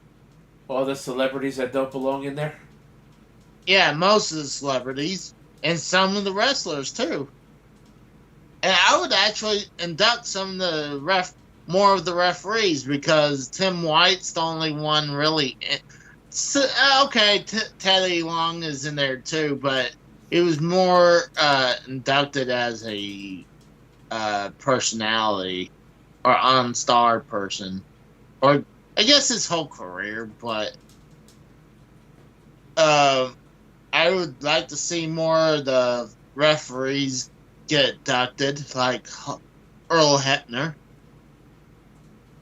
And but yeah, I would get rid of a lot of the celebrities and some of the wrestlers. But Tex saying none of them are legitimate until you could physically go and see. To me, I would say that for a while. Then I just sit back and like, why do you really need a physical Hall of Fame when, I mean, it's just a title. So, like, I mean, if you go to Access, WrestleMania Access, they will show off some of the Hall of Fame stuff. So I feel like it's almost as legitimate as that. But I'm not going to say anything nowhere near like the NFL Hall of Fame or baseball, the Major League Baseball Hall of Fame or Basketball Hall of Fame. Honestly, those are like up there. Those are the top three. Minus like music. I couldn't care less about the music Hall of Fame bullshit. But I would put those three on top, and then below that, I would put WWE's Hall of Fame. Really? Yeah. Wow. But I mean, I would, like I said before, I would love to see a physical WWE Hall of Fame where you can go in and see all types of, I wouldn't say merchandise, but what they call it is the items wrestlers would use. Props? Props, wherever, wrestling props. But I still think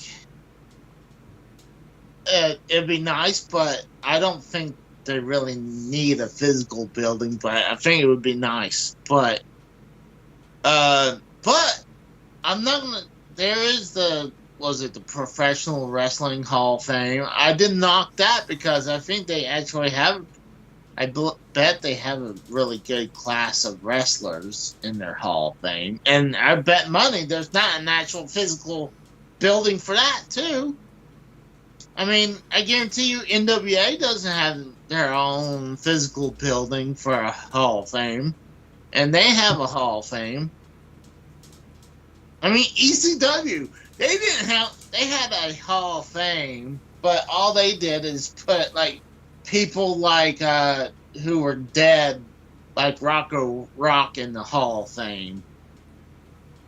So, hold on, what about UFC? Doesn't UFC have a Hall of Fame? They don't have a physical building.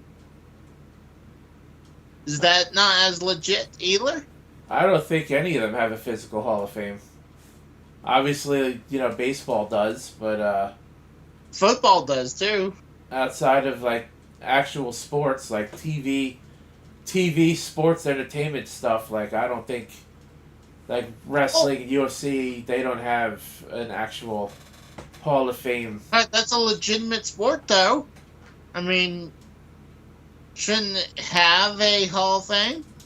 I mean, the physical. If that's the rules, like Tech says, let's say it's a legitimate sport and it has a Hall of Fame, so shouldn't it have a physical building?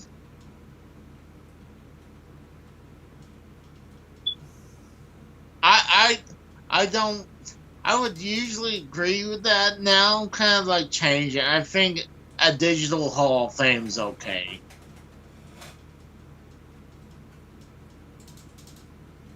So Casey, if there was a video game Hall of Fame, and there is. Well, I'm saying if there was a Hall of Fame for people like you who collect games and have big fucking collections, would you recognize that Hall of Fame if you were inducted in it, or would you say, well, there's no real Hall of Fame building, so it doesn't exist either? I would say the same thing as WWE. I really don't think you need a physical building to actually be recognized. I mean, I'm just saying, like, look at TNA, where they're very inconsistent with their Hall of Fame. But TSS says they do have, UFC does has a physical Hall of Fame. Huh. I wouldn't doubt it. I'm sure they do. Huh. Okay. I didn't realize that. But Well, we I don't think you really need to. I think it makes your Hall of Fame more legitimate, but I don't think like that. I don't think it makes it like not truly legitimate if it doesn't have the physical building. the text goes, "A digital Hall of Fame is the gayest thing I've ever heard." Well, I mean, I would love. See, I always said this what they could do because WWE is moving to a new headquarters, right? Right. So what they could do is repurpose the Titan Towers as the Hall of Fame, and they could close up like put how you go to like a museum at someone's office and they would seal off that person's office with a sheet of glass. So I would do that to Vince's office. So you can peek and look at it, but you can't go in. But then you would have memorabilia everywhere. That's what I would do. Repurpose the Titan Towers as the Hall of Fame. They could. I'm sure they won't, but they could. No, they'll sell that off. I mean, they'll get their money back out of it. I would love to see them use it though, but once they start talking about Hall of Fames, I mean, I have a thing about the Hall of Fame. Like, I feel like I still think people should get kicked out of the WWE Hall of Fame. Mainly people like Sonny, because the bitch is a criminal and a murderer. Casey's on one now.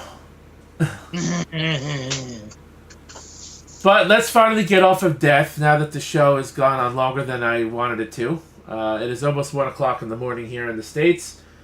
Let's finish tonight's discussion with some more lighthearted news. Legendary Nintendo voice actor Charles Martinet retires from voice acting the Nintendo plumber.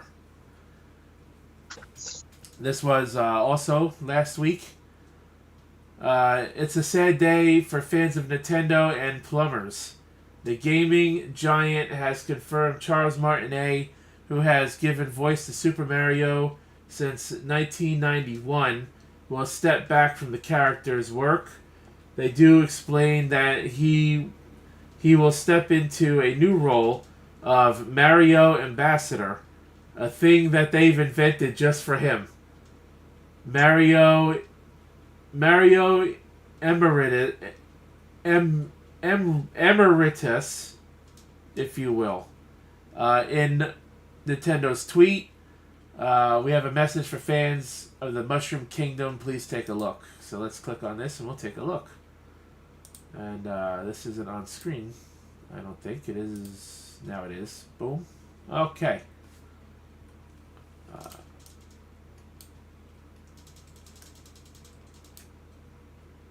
Alright, so let's take a look at it here. And it says, as you can see it, there you go, now you can see it all on screen. Charles Martinet has been the original voice of Mario in Nintendo games for a long time, as far back as Super Mario 64. Charles is now moving into a brand new role of Mario Ambassador. With this transition, he will be stepping back from recording character voices for our games. But he'll continue to travel the world, sharing the joy of Mario and interacting with you all. It's been an honor working with Charles to help bring Mario to life for so many years. We want to thank and celebrate him. Please keep an eye out for a special video message from Shigeru Miyamoto and Charles himself, which we will post at a future date. Which has not been posted yet.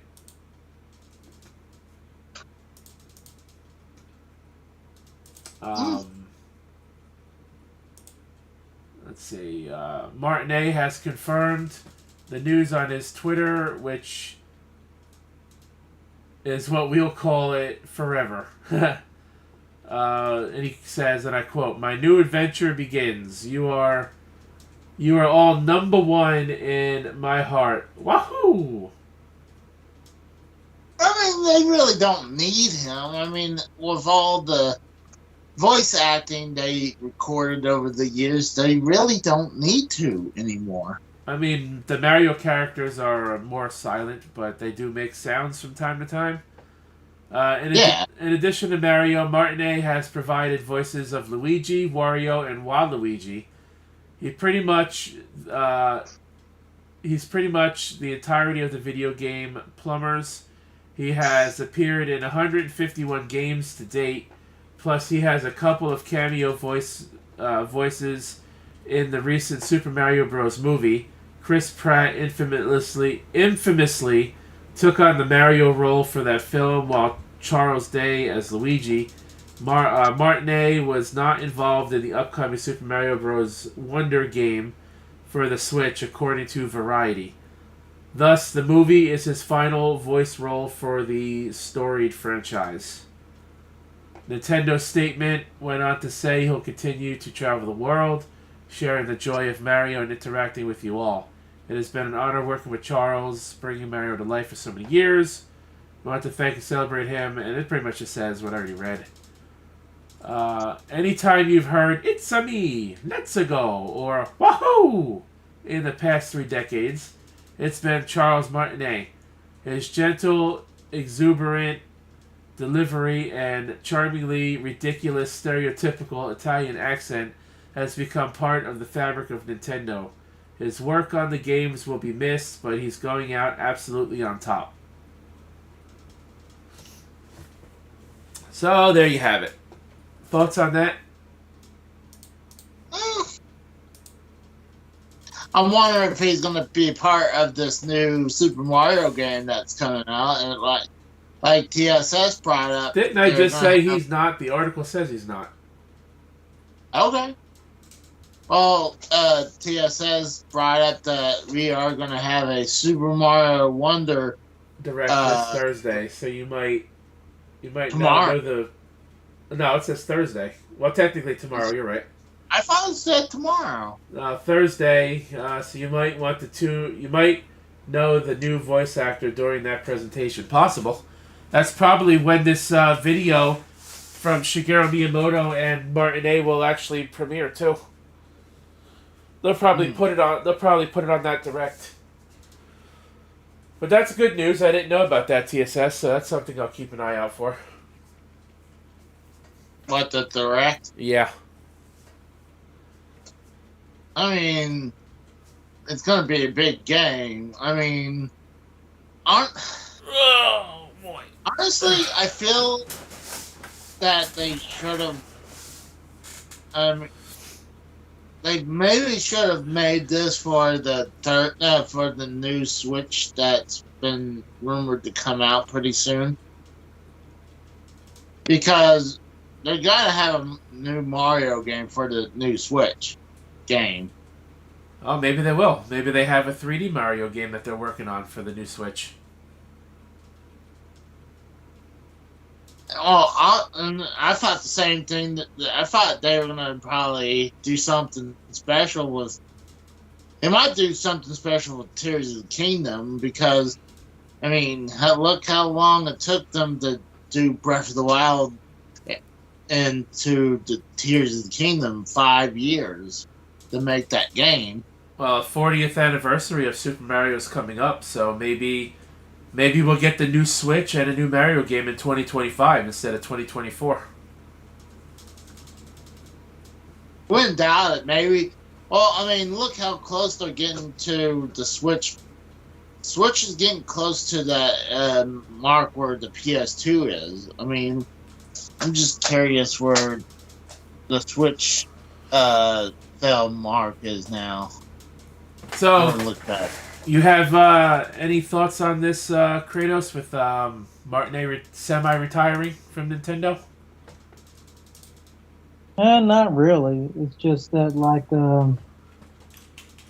Is he an iconic voice actor? Yes. Does he deserve his long needed retirement? Yes. Is anyone going to miss him in the business? Absolutely. He will be dearly missed for his work. But is anyone ever going to care about his other projects outside of Super Mario Brothers as the majority of the plumbers? No.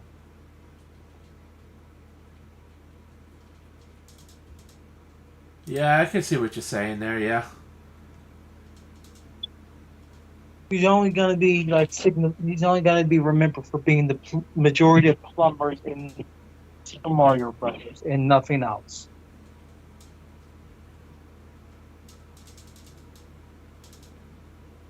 I'm just trying to look up the numbers right now. I'm not able to see anything, but According to IGN, as of August 1st, the Switch is sitting at 129.53 million.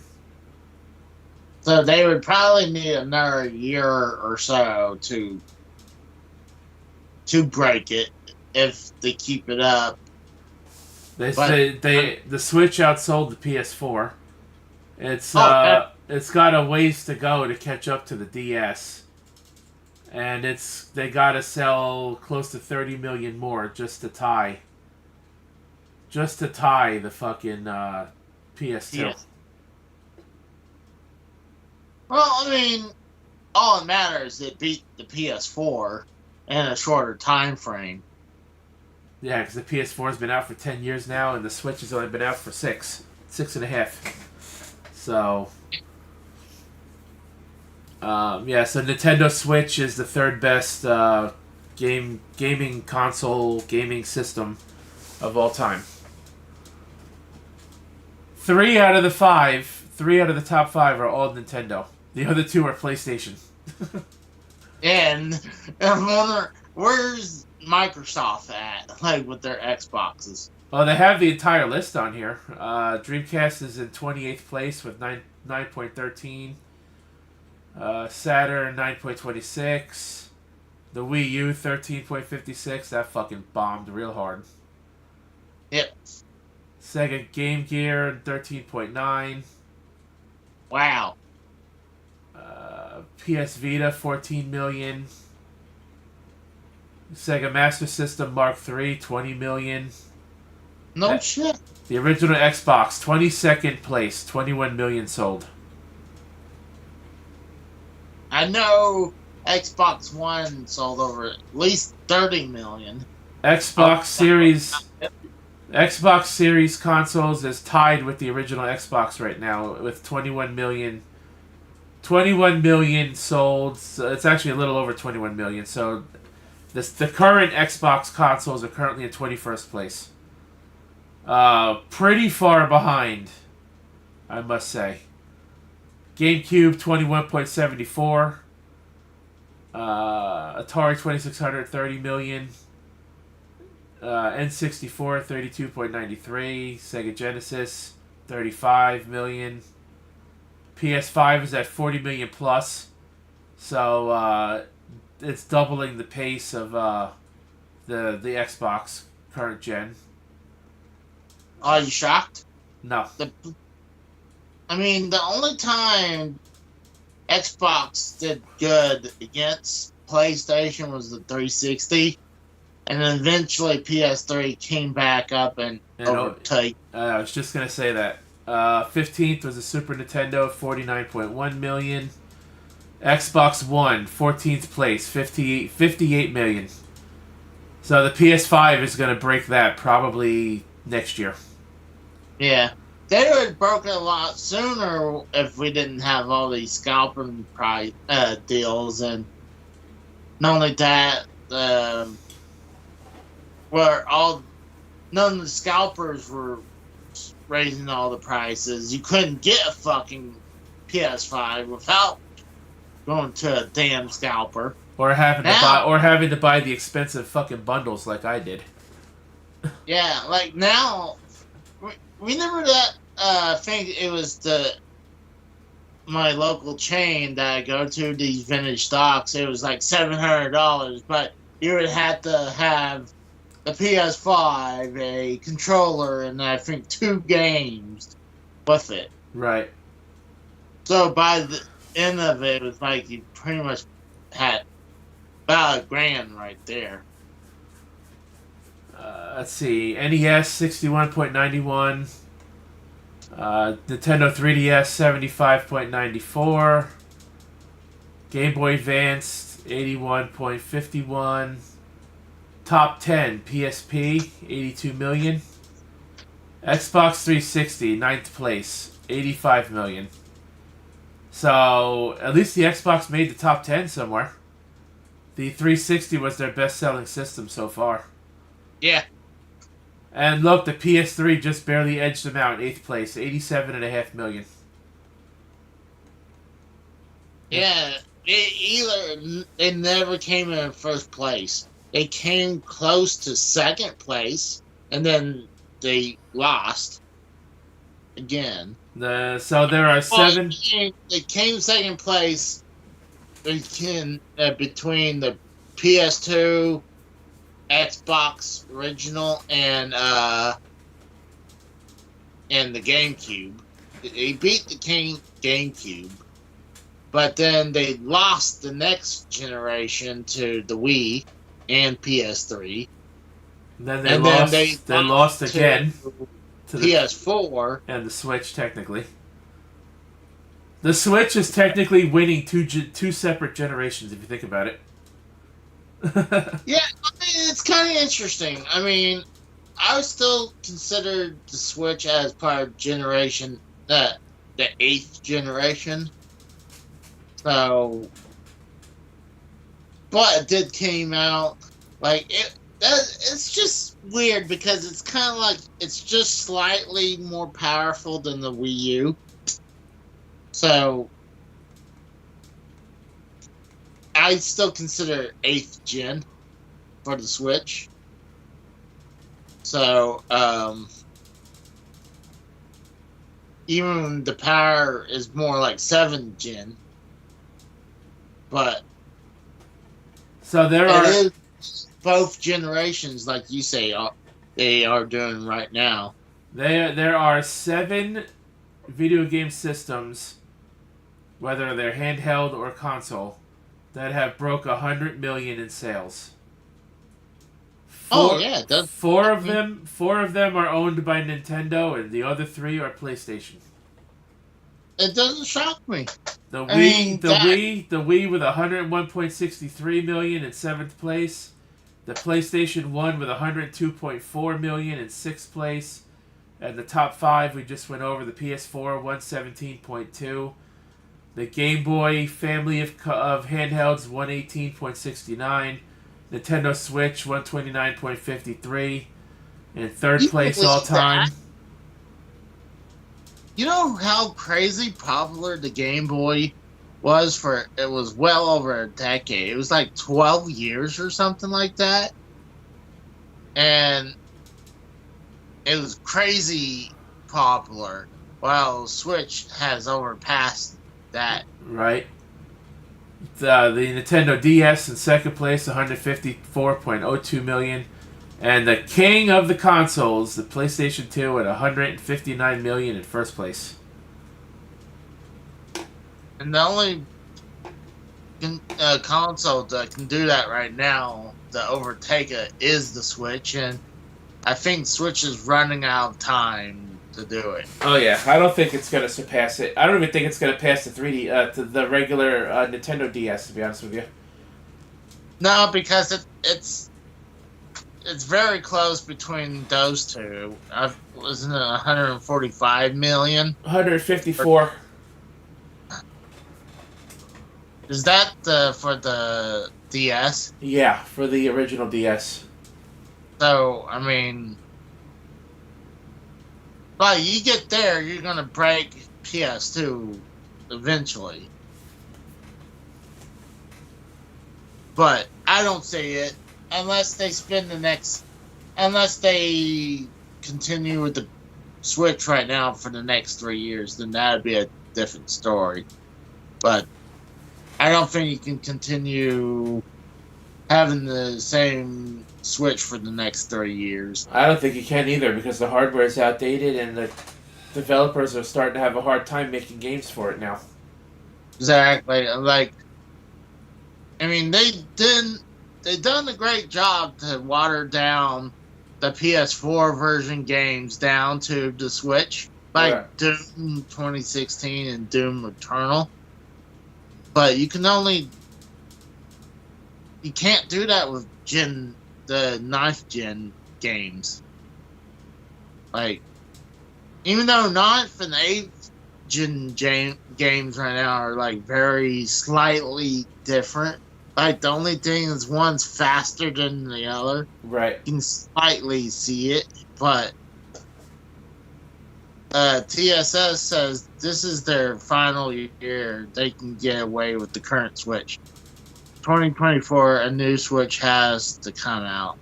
I agree. Next year's got to come out. They can't continue. I mean, this would make it 7 years, right? Let's say it'd be close to 8. It'd be damn near 8 when they get to 2024. It'll be seven years in March. Yeah, 7 years in March, but let's say most consoles come out, in November, right? Usually, So yeah. they're damn near coming close to 8 right there. Yeah, it's true. But let's wrap this bitch up so I can hit the hay. I'm with you on that one. Alrighty, well, we went longer than I expected. I still need to find out if we're going to the emergency room after 1 o'clock in the fucking morning. Her mother actually texted me during the show asking me if we were going still, so I fucking don't know. Anyways, Kratos, you got anything you want to shout out so we can end the show since we're pushing 3 hours where I didn't want to be?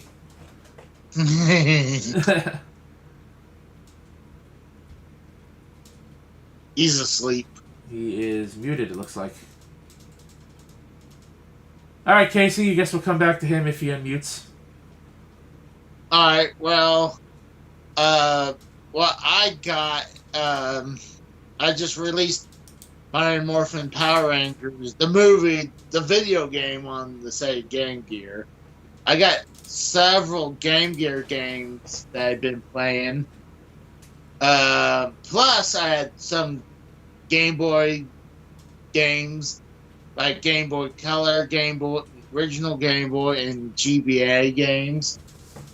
But, and some original Sega SG-1000 games. And talking about that, my next one coming out tomorrow is a short one. It's under 20 minutes. Is for the Sega SG-1000 is a Monaco GP. It's a racing game. I've noticed you did Sonic the Hedgehog 2, the Game Gear Master System version. Yeah. I noticed. Did you actually do that one on the Game Gear, or did you use the Sonic Origins Plus version? No, that was on the Game Gear cartridge. I was using my Retro Freak. Okay, so I was gonna say if you had Sonic Origins Plus, you could have just played it right off of there. No, I'd rather, if I'm gonna do gameplay, like if it's gonna be like off something like the Switch, fine. I would say I'm playing off the Switch, but lately I've been collecting some more handheld games because that my Retro Freak plays Game Boy Color, Game Boy Advance. With the adapter, I can play Game Gear. So I've just been enjoying playing that, and I'm gonna try to get a recording of Mother 3, and maybe also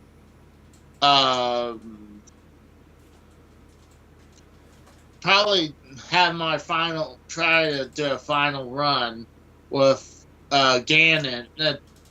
Try to take Ganondorf on trying to finish off Tears of the Kingdom. Tex says, great show, Rose. Casey, you still suck. But Tex swallows. Oh. He said it, not me.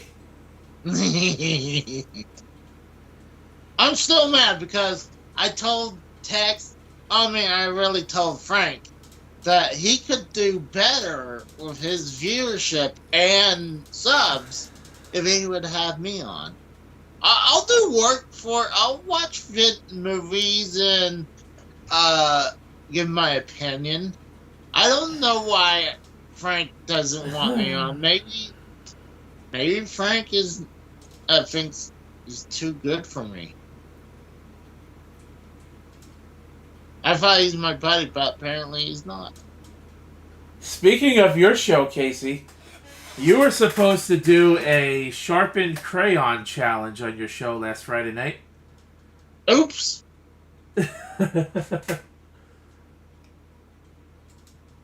You were supposed to get a box of crayons. It had to be the big pack with the crayon sharpener on the back of it.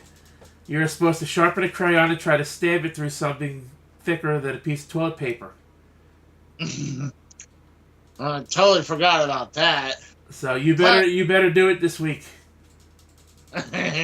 Well, maybe you come on my show and remind me, because apparently I don't think I'm good enough for you to have you to come on my show. I mean, I don't know what the hell I'm ever doing on any given day in this house, Casey. Sure. I streamed last night a video game for the first time in over a month. Outside of Less Than Serious. I'm just busting your balls. I would love to have you on, though, more often, though. If I could, I would consider it. I'm not against it. But, I'll see, whenever I can. So is that all you got as far as your plugs? Oh, yeah, I got some. Most of the games that'll be coming out are handheld games coming out. But, that's pretty much it for right now. So, Casey has how many subs? We're going to find out right now.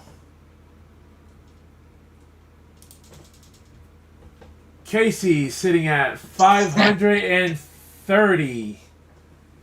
He is. Actually, I had up to 532, and I lost like 3 subs, then I gained 1 back today, so. 82 subscribers behind me. I'm catching up to you. And just because you mentioned Frank. I already beaten Frank. Just because you mentioned him, let's see where he stands. Where is Fuck Frank. Frank doesn't need his freaking shout out. That motherfucker wouldn't let me be on his show. His channel is The Harsh Truth, right? He's not even on my subscribers list. I don't know what happened. I know it's hard to actually find him, isn't it? That's weird. I don't know why. It maybe be under The Harsh Truth. Yeah, that's what I looked up, and he's not on my subs list. Maybe Harsh Truth.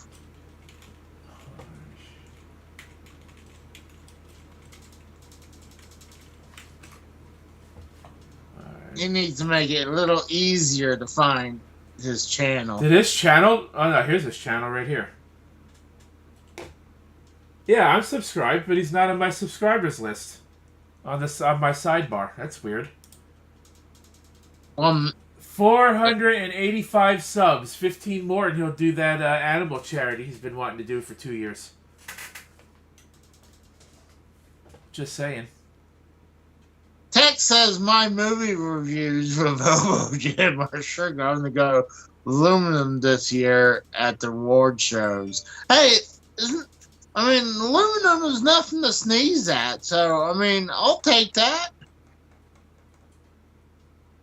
Like, that still means you're doing pretty okay. Oh, Frank's at the top of my subscribers list because it says he's live, but he's not. That's weird. Oh, fuck Frank. Jesus Christ. Fuck Frank and fuck his crusted old asshole, too. Jesus Christ. I'm totally going to tell him you said that. Jesus Christ, Casey. You know, that needs a quick go to Frank right there. Monday Night Saw coming in September, says Tex.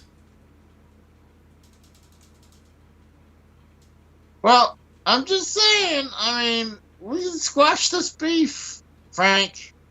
Just, come on my show every once in a while. I'll go on your show permanently. If there was a Razzie for movie reviews, it would be a neck and neck race between Casey and Tommy.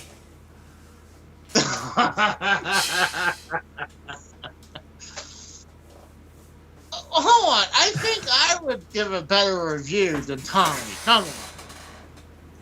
I mean, yes, sometimes my buddy Scott would veer off with, I had to tell him after the Creed 3 movie that, it's like, we can't divvy off, or we gotta stay on topic of this. We can't just talk about Avengers when we're just about Creed 3. Casey, if you watch, take deep notes, and study all 9 Saw films, you can be on the Monday Night Saw reviews with Jeremy and I. Okay. You still owe Frank money, Casey. I don't. Hold on. I don't remember that. I remember it was $250 for something. I forgot what it was for, but I remember you owed him money.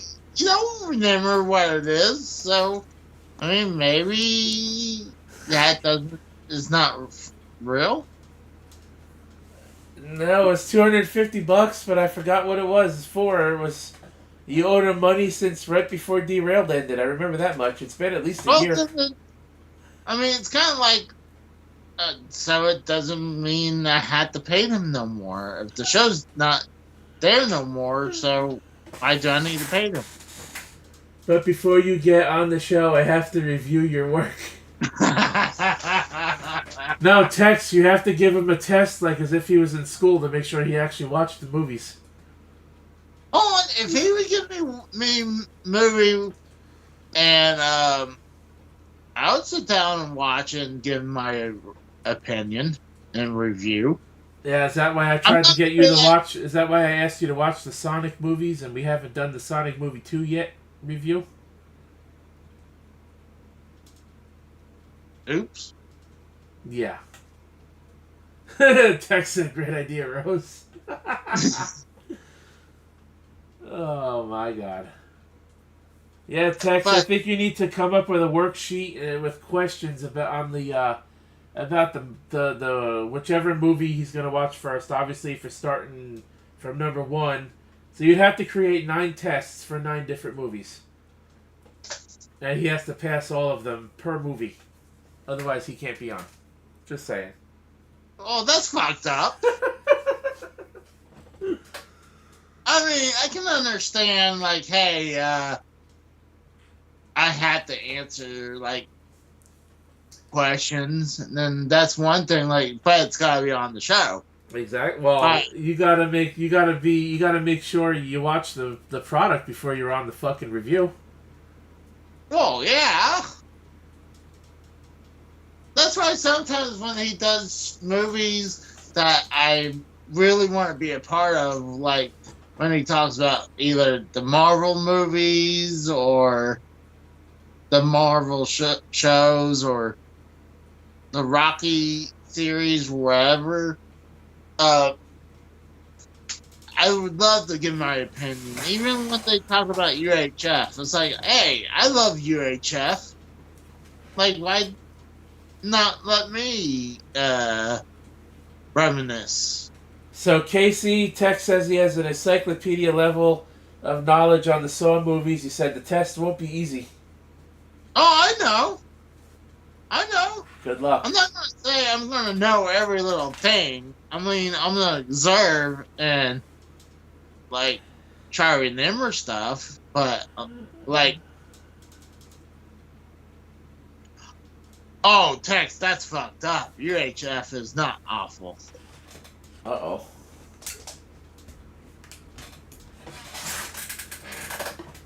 His credibility is shot now. Kratos, have you returned? Did you fall in the toilet? Have you been abducted by aliens? Oh, he's dead.